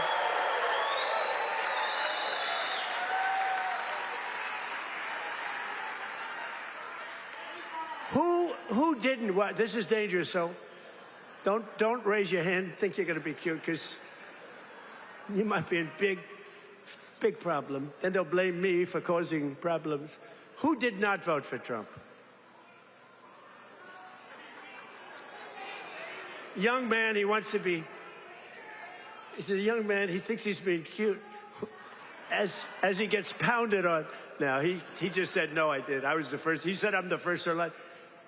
But the Democrats voted in favor of Iran having a nuclear weapon, and they voted against military spending. But I overrode that. Let me tell you, if the Democrats get in, your 15,000 trucks that Mr. Roy is looking to get are dead. They're not going to have 15,000. They're not going to have 15 trucks. They'll be back to the number I originally guessed, right? How many are you making? 15? 15,000 trucks will be down to nothing, zero. And they'll make you put electric on it, you know, electric, so that when you're in the middle of a jungle someplace and you need a charge, where's my charging booth? As opposed to carrying a nice tank of diesel on your back, throwing it in and taking off, right? Where's my charging booth, they'll be saying. They created the strongest, we created the strongest military in history, and you see that with Venezuela. Venezuela, one-day operation, like, great. Good army. And now we're making a lot of money with Venezuela, and Venezuela's doing great also. It's a happy country now. But it took us exactly 48 minutes to win that war. We have the greatest military in the world, 48 minutes. And we've paid for the cost of the war. Where do you hear this? 28 times already. More, but 28 times. So the cost of the war, we've already, because we brought millions of barrels of oil out, and we're getting along great. The people running it, they're our people, they're great people. And the people are happy in the country. They have smiles. They were miserable. They were starving. But they have a lot of oil under that ground. You know how you find oil in Venezuela? Just look at the ground. You'll see oil bubbling up. They have so much oil. They don't know what to do with it, but they had a bad system. They're making more money now for the country than they've ever made before, and we're making a lot of money, too. But also Iran, we knocked them out. 1 week, it was essentially militarily over. Much bigger country, 91 million people. And much different ideology. The ideology of the Muslims is slightly different than the ideology of the Catholics. We have the Catholics and the Muslims, slightly different. But Venezuela's been great, and Iran's been great. I mean, you know, if Iran's reasonable, if they're smart, otherwise we'll have to finish the job, which will take about maybe less than a week.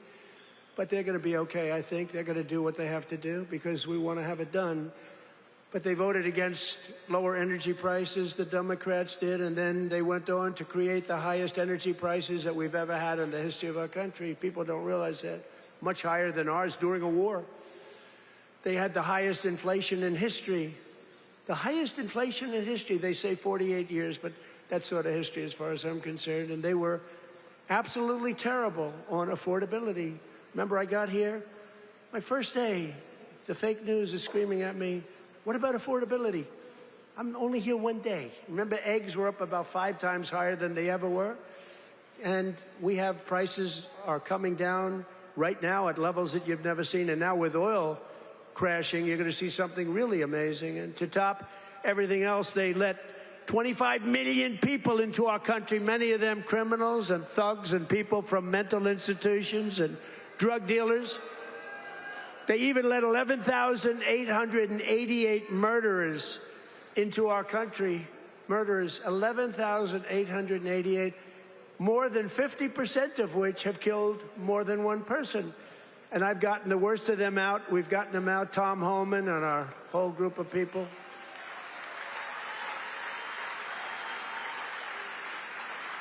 But the Democrats want open borders, and they want them all to come back in. You can imagine that. The people of this Commonwealth will never let that happen again. What they allowed to happen to our country, we can never allow to happen again. As an example, the war with Russia and Ukraine would have never, ever started if I were president. We can never let elections get rigged again. But we're pleased to be joined today by one of those Pennsylvanians who's benefiting from the historic tax cuts, Sergeant Sam Elias, with the Bethlehem Police Department, who's a great guy. Ooh, they know him. Sam works the night patrol so that he can help his wife take care of their 6 beautiful children during the day. And I'm told their youngest is named Melania. Can you believe that? They named Melania. Where did you come up with that one? After our great First Lady. So Sam is taking home thousands of dollars extra because of no tax on overtime. And Sam, do you want to come up and say a few words? Come on up. Come on up, Sam. Thank you for all you do. Thank you.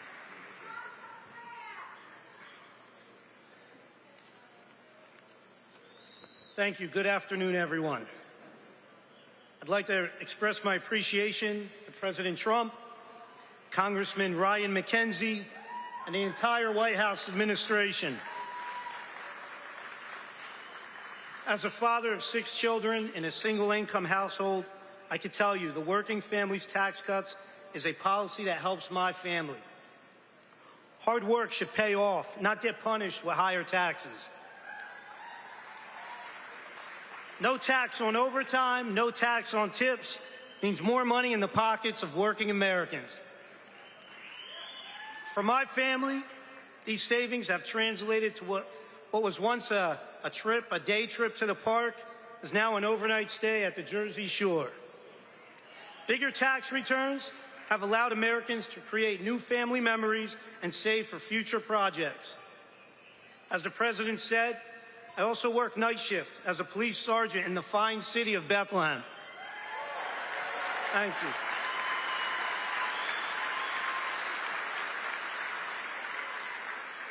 A shortage in police recruitment has left our department depleted of officers. Our officers get called out for overtime to cover these shortages. Some pay periods, officers are working over 40 hours of overtime. That's why I'm grateful for no tax on overtime. Thank you, Mr. President.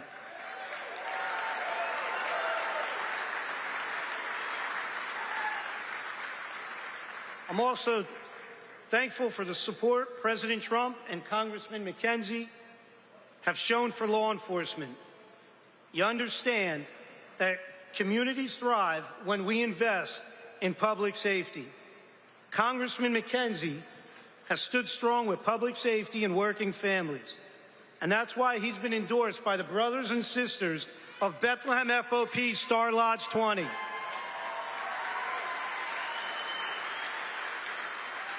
Congressman McKenzie has been on the front lines in supporting public safety. He secured $700,000 for the Bethlehem Police Department for much-needed technology and equipment upgrades at our police department, along with bringing home $1.6 million in funding for volunteer firehouses and infrastructure. Thank you, Congressman.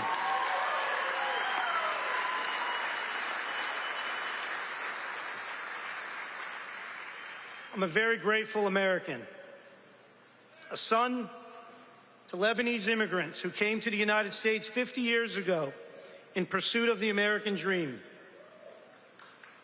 My 80-year-old father is here with me today.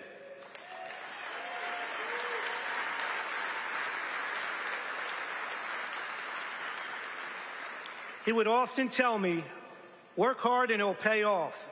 Well, 50 years later, thanks to President Trump and Congressman McKenzie, my father's dream has come true. I thank you for that.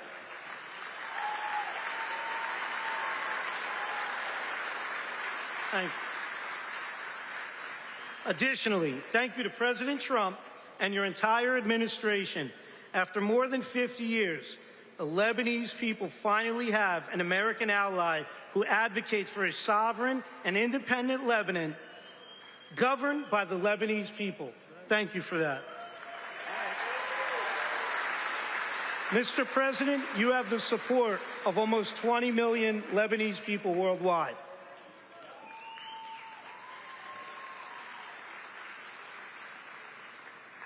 Leadership is more than a title, it's action. I'm grateful for the actions coming from President Trump and Congressman Ryan McKenzie.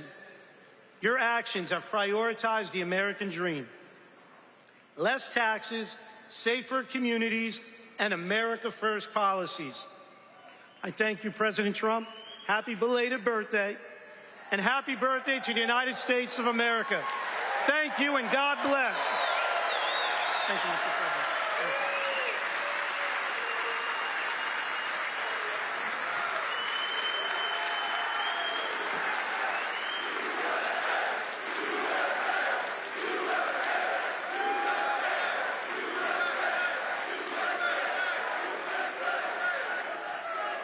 Thank you very much. You know, I just looked at all these pages. I said, oh, we're in trouble.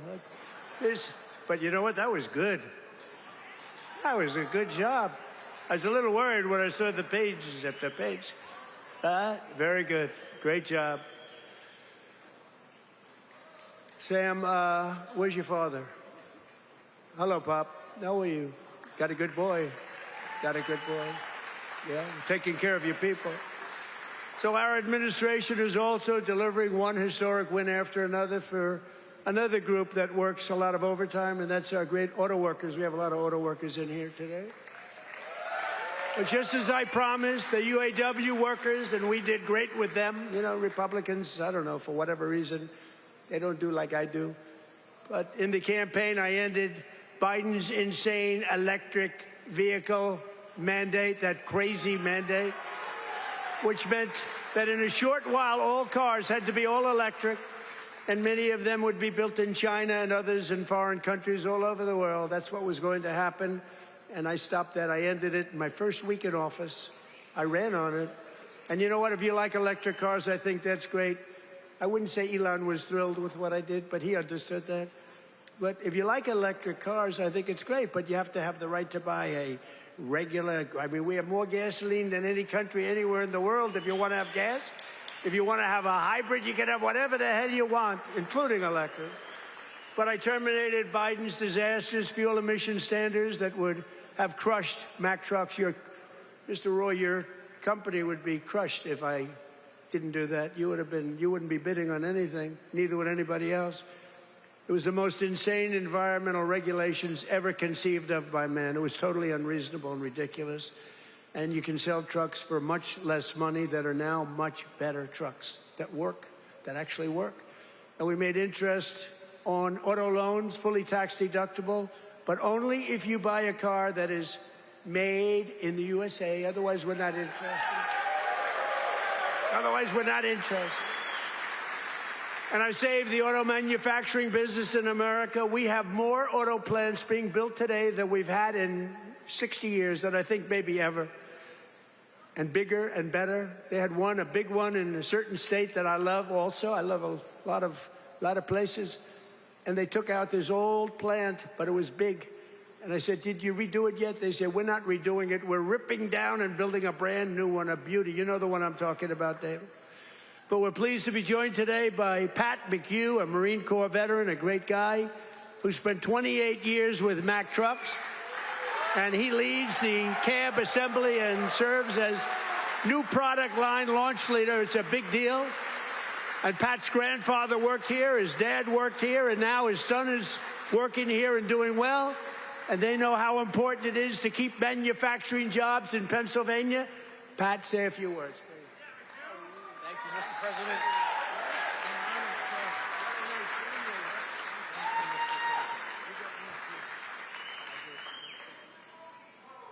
Wow. Good afternoon, Mr. President. It is a profound honor and privilege to have you here with us today to help celebrate the upcoming 250th birthday of our America.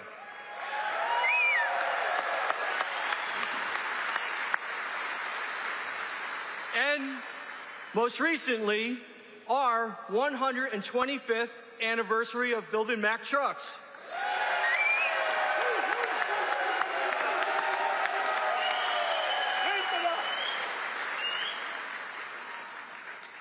My name is Patrick McHugh Jr., and I am a proud Marine Corps veteran.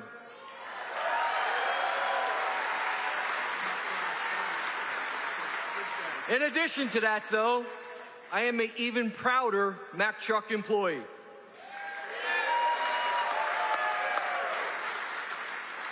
Standing here with me today is my father and my son, both Mack Truck workers. Together,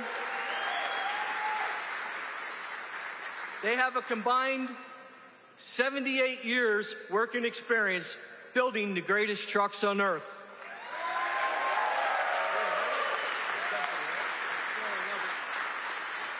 You can say Mack Trucks runs in our blood. At Mack Trucks, we work hard to build the trucks that help build America. And we are proud that those trucks are built in the United States of America.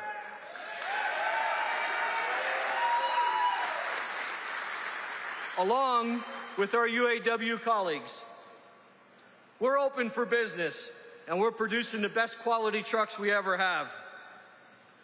On behalf of our entire team, we warmly welcome you to our plant, Mr. President, home of the finest trucks in America, built by the most skilled and dedicated workforce in the trucking industry.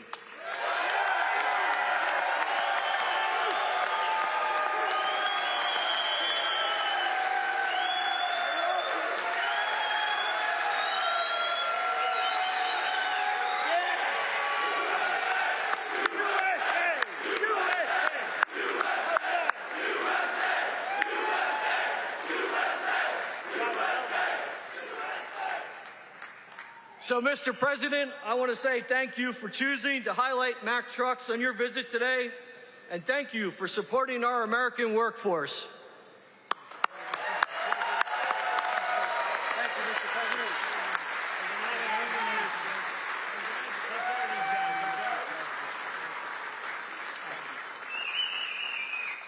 Well, thank you, Pat. That's a good family.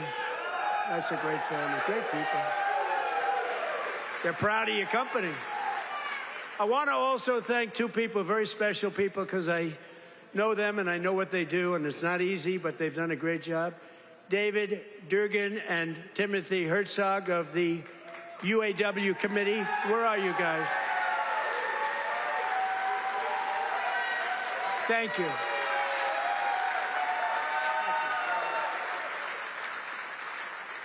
They do a good job representing you. Ease up just a little bit so they can get the contract, okay? Just a little bit. Thank you, fellas. Get this congressman elected. That's what you got to do.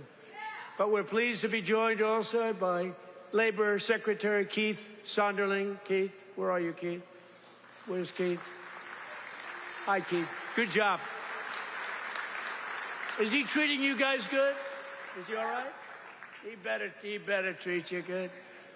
A very special guy, somebody that everybody wanted. I have to tell you, everybody wanted him. He's some person. He was actually an astronaut. He went out, he made a lot of money because he's smart. And he's now the NASA administrator. You saw that rocket 2 months ago up and go around the moon in record levels, the furthest any ship has ever flown, and come back. And he's working very heavily on the moon. But what he's done with NASA is amazing. And he's a very special person and a brilliant one, Jared Isaacman. Jared, thank you.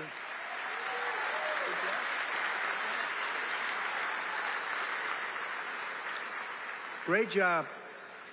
As well as, I introduced him a little bit only by the name David, because he knows me, and I know him by David. But David McCormick is your senator, and he's a brilliant person, brilliant businessman.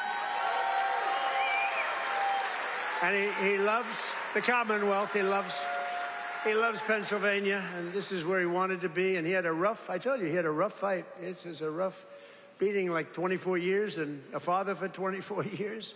I don't know. I said, I don't know. You sure you know what you're doing, David? but you won, and you won easily. And I'll tell you what, you have a great senator, one of the best in the country, so I just want to thank you very much, David. Thank you. And 4 warriors for Pennsylvania in Congress. These are warriors.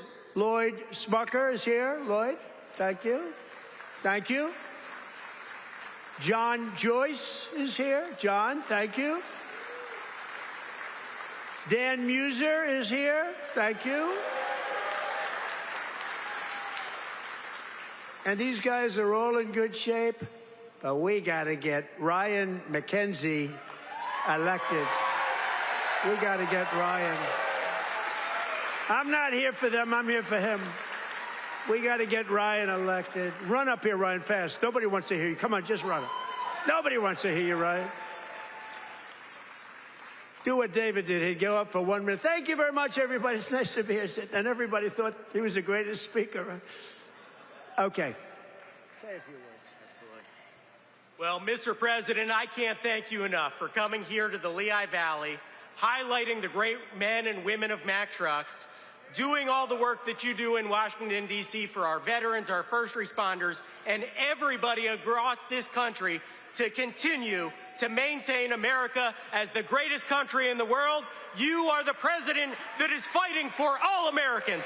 Thank you for being here, sir. Thank you, sir. Great job. Thank you for being here.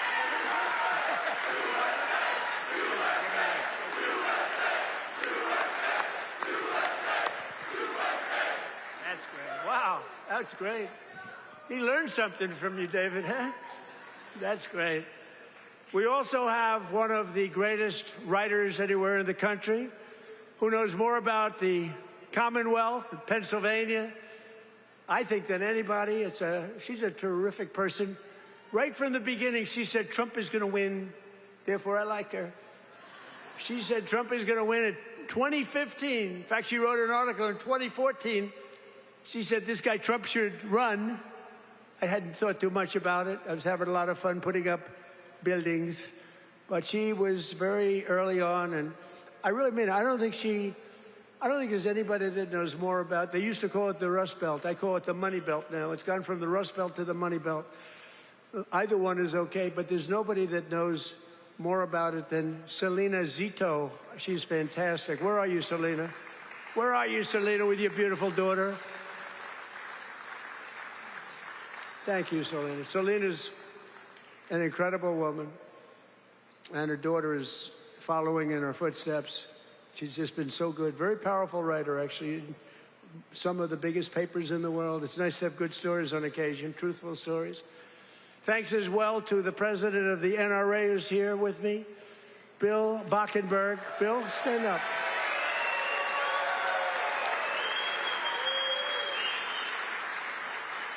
And they always give me their endorsement because I saved the Second Amendment, and you think it's easy.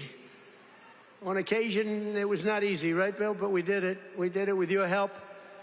And we're doing a couple of other things, working with you and your people. But I think you've done a fantastic job. The NRA, everybody, they really have been. They've been with me right from the beginning. And Bill asked me, would I support the national right to carry legislation? How do you feel about national right to carry?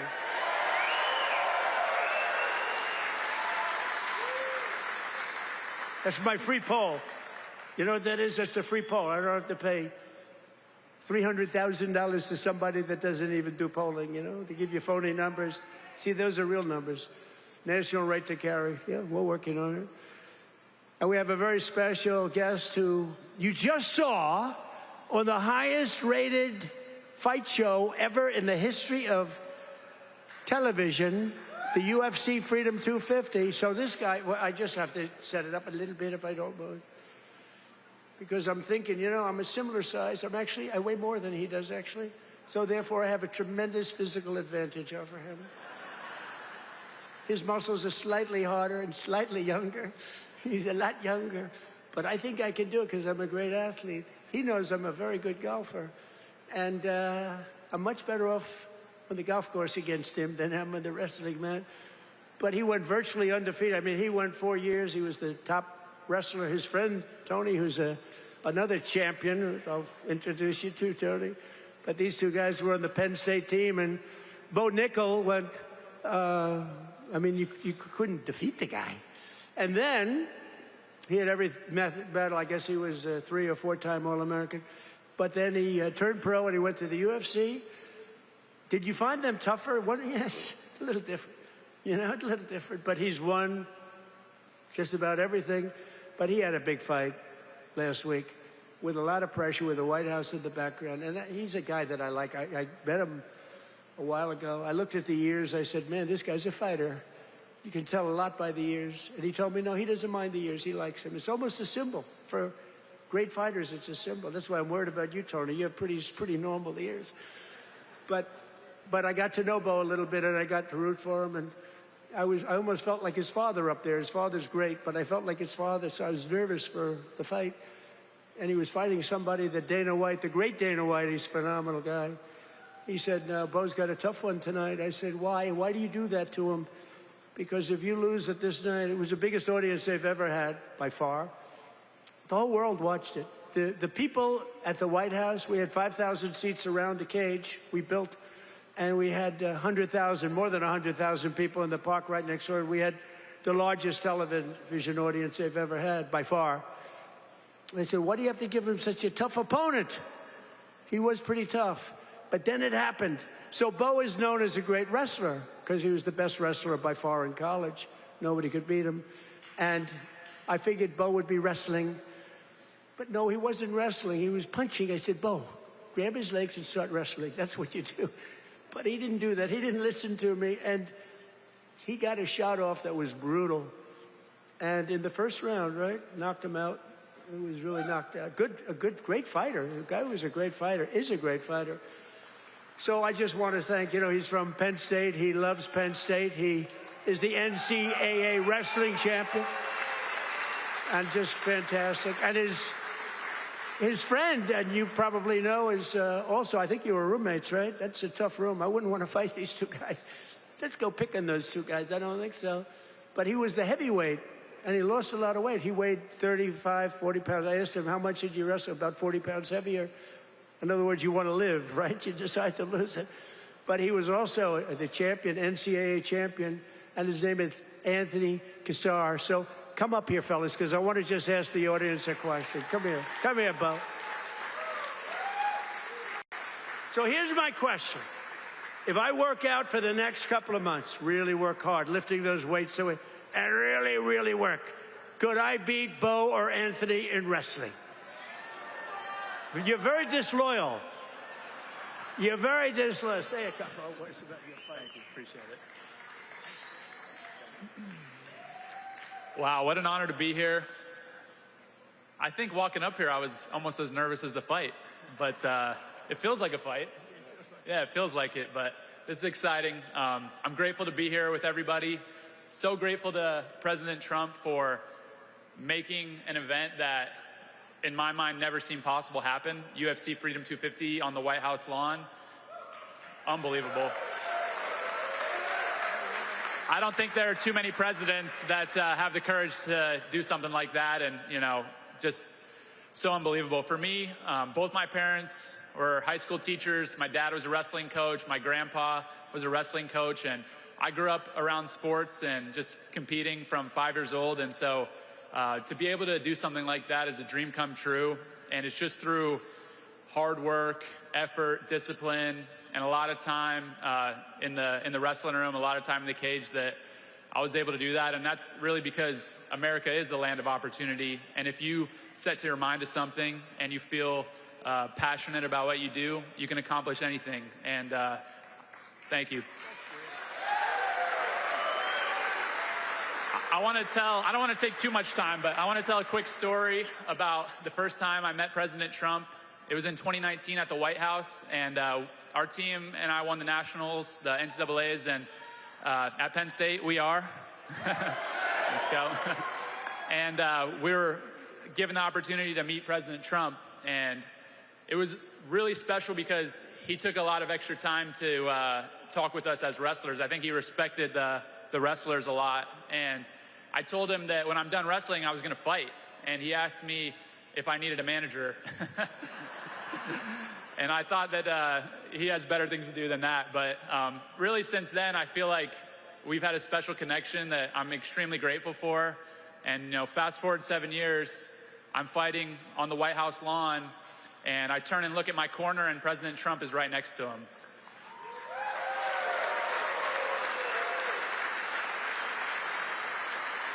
And so it really felt to me like he was in my corner. I know that was something that was just so special, and I feel like just incredibly grateful. And overall, the whole week of the experience, everything, the word that kept coming to mind and the emotion that I kept feeling was gratitude.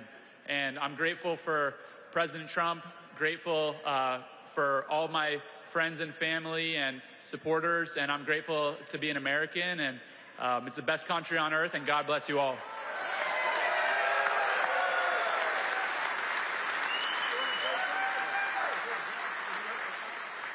How's everybody doing? This is an awesome crowd. I'll keep this really short. It's just an honor to be here.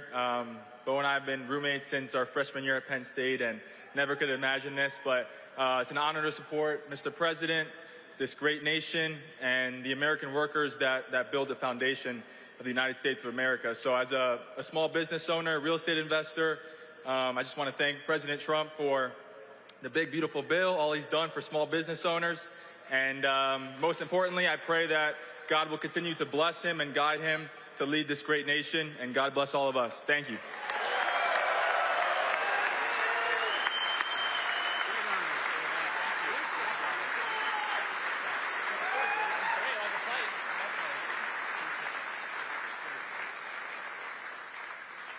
Two great champions. That's great. It's good to have them here, too. We have a lot of champions in the audience. These are two very special people. When you do that, I was saying to myself, you know, going into that ring and you got all these people, we had the richest and the biggest politicians. We had the biggest of everything. You couldn't get a ticket. The tickets were selling for some crazy numbers, I heard. We gave them away to everybody, but somehow some got out. And I was saying that's a tremendous amount of pressure, and you're fighting the toughest people on earth. I mean, these are the strongest, toughest men on earth. No women in the crowd, but which is nice. But these are the toughest men on earth, and it's tremendous pressure. And you know, the muscles, you got the muscles, you guys, you got the big, strong muscles, but you got this muscle too, because it takes much more than just the normal muscle to win those matches. I mean, the strategy and the genius that goes into it. It is a genius. A lot of people wouldn't understand that. But there's a genius. There's a genius in sports. But there's a great amount of courage and power that you have that a lot of other people don't have. So congratulations. Really, great job. Great job. Good to have you here. In everything we do, we're once again fighting for the people of Pennsylvania, and that includes our amazing Pennsylvania oil and gas workers. And I ended last administration's war on Pennsylvania energy, and I signed an order to drill, baby, drill. That's what we did. Right, David? And you helped. The United States is now the #1 producer of oil and gas on earth, larger than Russia and Saudi Arabia combined by a lot. Think of that. Who would have thought that? We were in 4th place. Now we're larger than, and that doesn't include Venezuela. Include Venezuela once, because it's essentially should be included. I also ended the war on clean, beautiful Pennsylvania coal. In fact, in my administration, you're not, because you know coal was dead. China uses it. Other countries, very successful countries, use it. The unsuccessful countries use wind, those beautiful windmills that blow around and round and don't do anything except cost you money. Every time it goes around, you lose $10. It's supposed to make money with energy, not lose money. No, wind is every country that's using wind is a disaster. Every country that's using our beautiful substances from underground are doing very nicely, thank you. But in my administration, you're not allowed to say the word coal without preceding that word with the words clean, beautiful. So you say clean, beautiful coal. And I have Secretary of the Interior, Doug Burgum, who's fantastic, and Chris Wright. And they made a speech about coal, and they mentioned coal like 50 times in the speech. It's all about coal. And they kept saying, clean, beautiful coal, clean, beautiful coal. I said, no, no, no, it's enough, it's enough. But we're not allowed to use the word coal without saying, because what they can do with coal today is amazing. It is clean, it is beautiful, they can clean it. And it's a very powerful form of energy. And if you look at China, they're building 57 coal plants throughout, big monster plants all over their country. And then we're not supposed to do that? No, we're doing that. Clean, beautiful coal. We've invested over $1 billion to save dozens of coal mines. We've saved them. They were ready to close, and some had closed. And more than 100 coal power plants, including the Keystone and the Conemaugh generating stations, right here in Pennsylvania, as you know, are really moving now and employing a lot of people. They were all getting ready to close up. They were essentially closed. We're working hard to lower the cost for all consumers, and we want powerful energy. Under my administration, the most favored nation agreements on drug prices that we just did are delivering the largest prescription drug price cuts in history, with numbers like 400, 500, and even a 600% reduction from where it was. Think of that. That alone should win us the midterm. And the fake news back there refuses to talk about it because they know how good it is, because they can't produce it. They've been trying to do it for years, favored nation. We paid the highest drug price in the world by far. As an example, for the fat drug, which Bo and Tony don't need to take, but a lot of people are taking. Who takes the fat drug? So in New York, think of it, it was costing a fortune. Many, many times, it was costing $1,300. And in London, it was $87. And a friend of mine who's extremely fat, sloppy, but very brilliant. He's a brilliant businessman, but he's a slob. There's no question about it. Very neurotic person, which you need sometimes to be successful. But he called me up. He used to call me Donnie. Donnie! Now he calls me Mr. President. That's a sign of great respect. But he said, President, I just came over here and I bought, I won't say Ozempic or whatever the hell it was, but I bought the fat drug. I said, I didn't know you used it because it's not working. And I used him as, he's begging me not to use his name, so I won't. But he's a very successful guy. He's actually a pretty well-known guy, brilliant business guy, worth a lot of money. And he checked, he just, you know, he said, well, how come in London I just sent out and I'm paying $87 and in New York I'm paying $1,300? I said, because that's the way the prices are rigged. And it's rigged, the whole world is rigged against us. And I said, but you know what? You brought it out better than anybody could bring it out, because I've been looking at it. They all said it was impossible to do. And I went to the drug companies. I said, well, it's not going to be any more. You're going to raise their price a little bit. You're going to lower ours a lot, because the world is bigger than us. So it really worked that way. And they said, well, we'll do it. They were very unhappy, but they knew I wouldn't get it from the countries, because you had to get it from the countries. Then I went to France. I said to a very nice man named Emmanuel Macron, I said, Emmanuel, you got to raise your prices on drugs. Of course I will not do that. Why would I do that? Because it's unfair. We're paying 10 times more than you, and you're going to have to raise them a little bit. We're going to drop ours a lot. He said, no, no, I will not do that. I said, yes, you will. He said, I will not do that. I said, yes, you will. We're putting a 100% tariff on all wines and champagnes coming into the United States. He said, yes, I will do that. I promise. And I had the same conversation with Germany, with every country, with UK.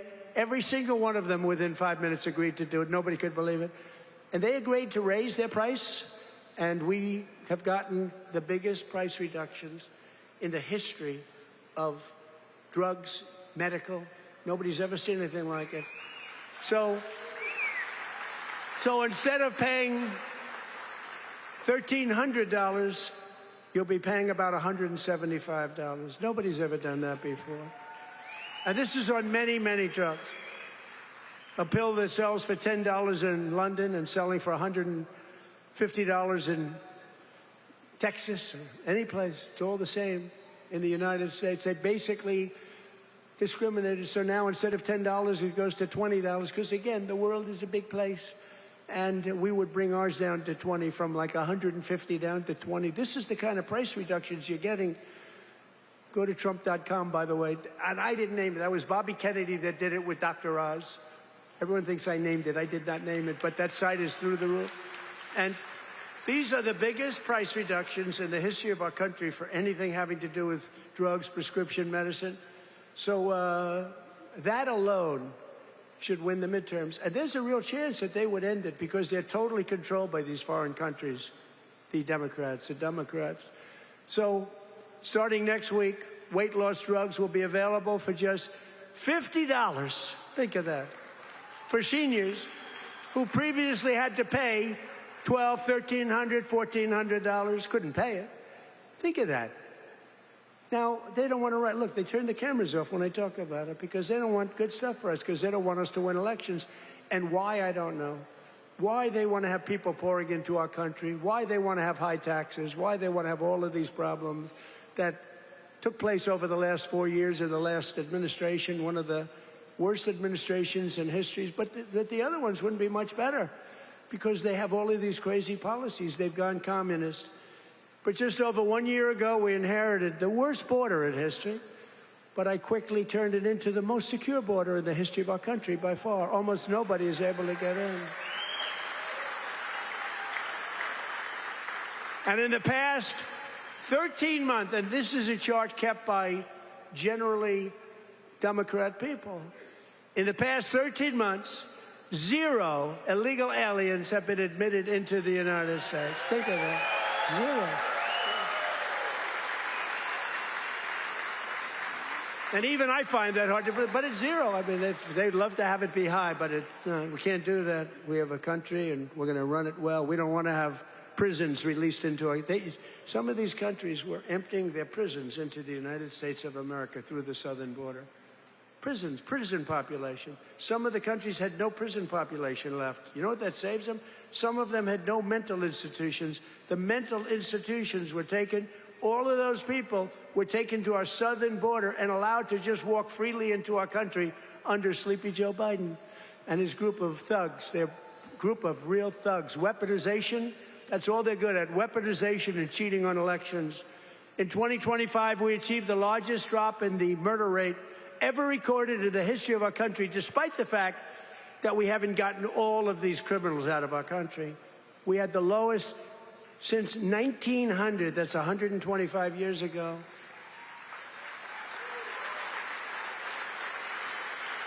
And we cut the flow of fentanyl across our border by 56%. That's a big number. And we cut the flow of illegal drugs coming in by water, coming in by ocean or sea. We cut it by 97%.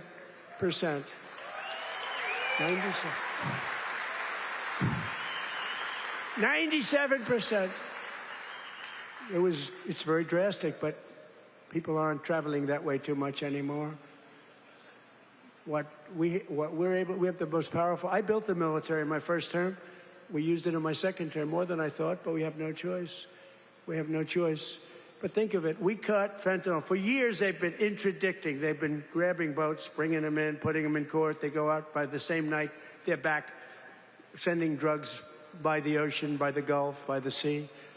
And now it's down 97%. And we're looking for the 3%, because I think those 3% are more brave than Bo Nickel was any day. The 3% of the people that are willing to get into a boat to deliver drugs now, they are the bravest people perhaps anywhere in the world. But it won't happen long. But what we've done is amazing. Our military, we have the greatest military in the world. We have the greatest law enforcement in the world.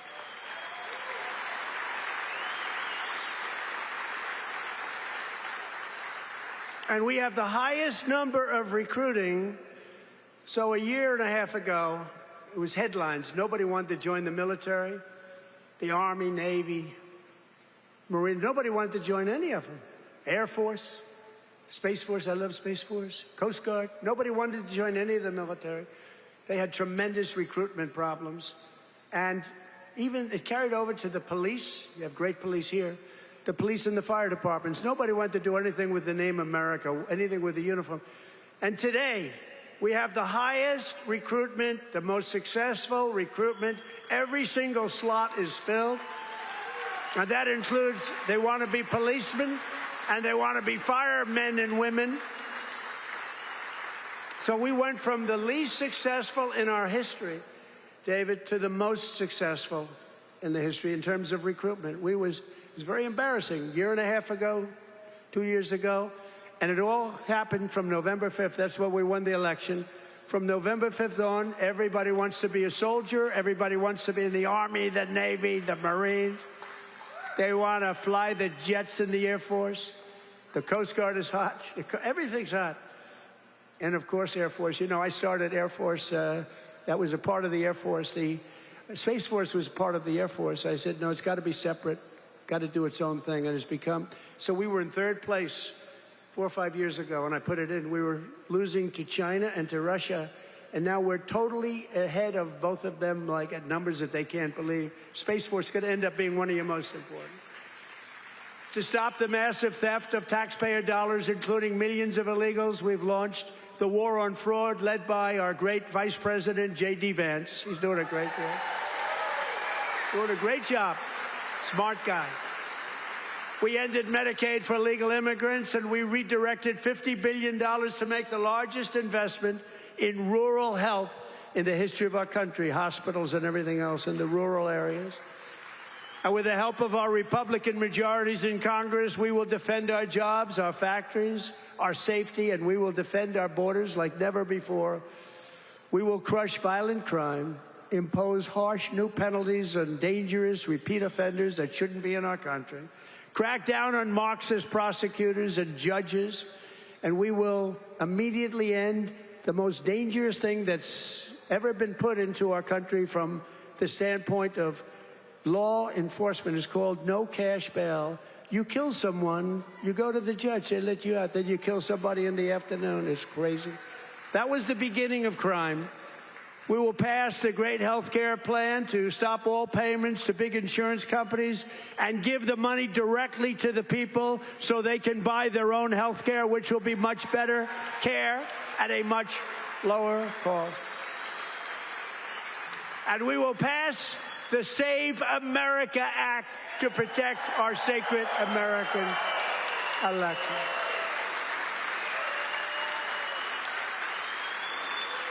And in the Save America Act, it's very simple. All voters must show a photo, voter ID. Very nice. May we see a picture, please? All voters must provide proof of citizenship. And there will be no mail-in ballots except for illness, disability, military deployment, or travel. And we will also, in that same bill, enshrine in permanent law no men in women's sports and no transgender surgery for our children. So together, with the help of patriots throughout Pennsylvania and all across the land, we will make America powerful again. We will make America wealthy again. We will make America healthy again. It's all happening. It's all happening. We will make America strong again. We will make America proud again. We will make America safe again. And we will make America great again. Thank you very much. Thank you. Thank you, Pennsylvania.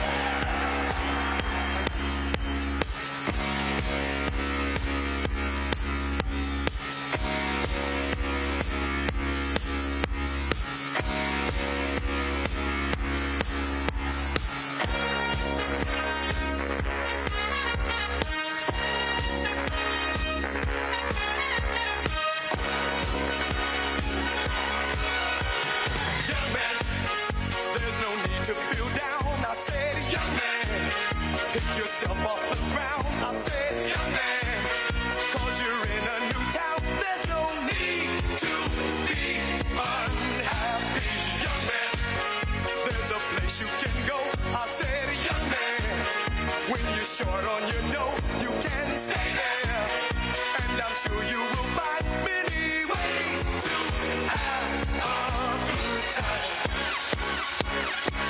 It's fun to stay at the YMCA. It's fun to stay at the YMCA.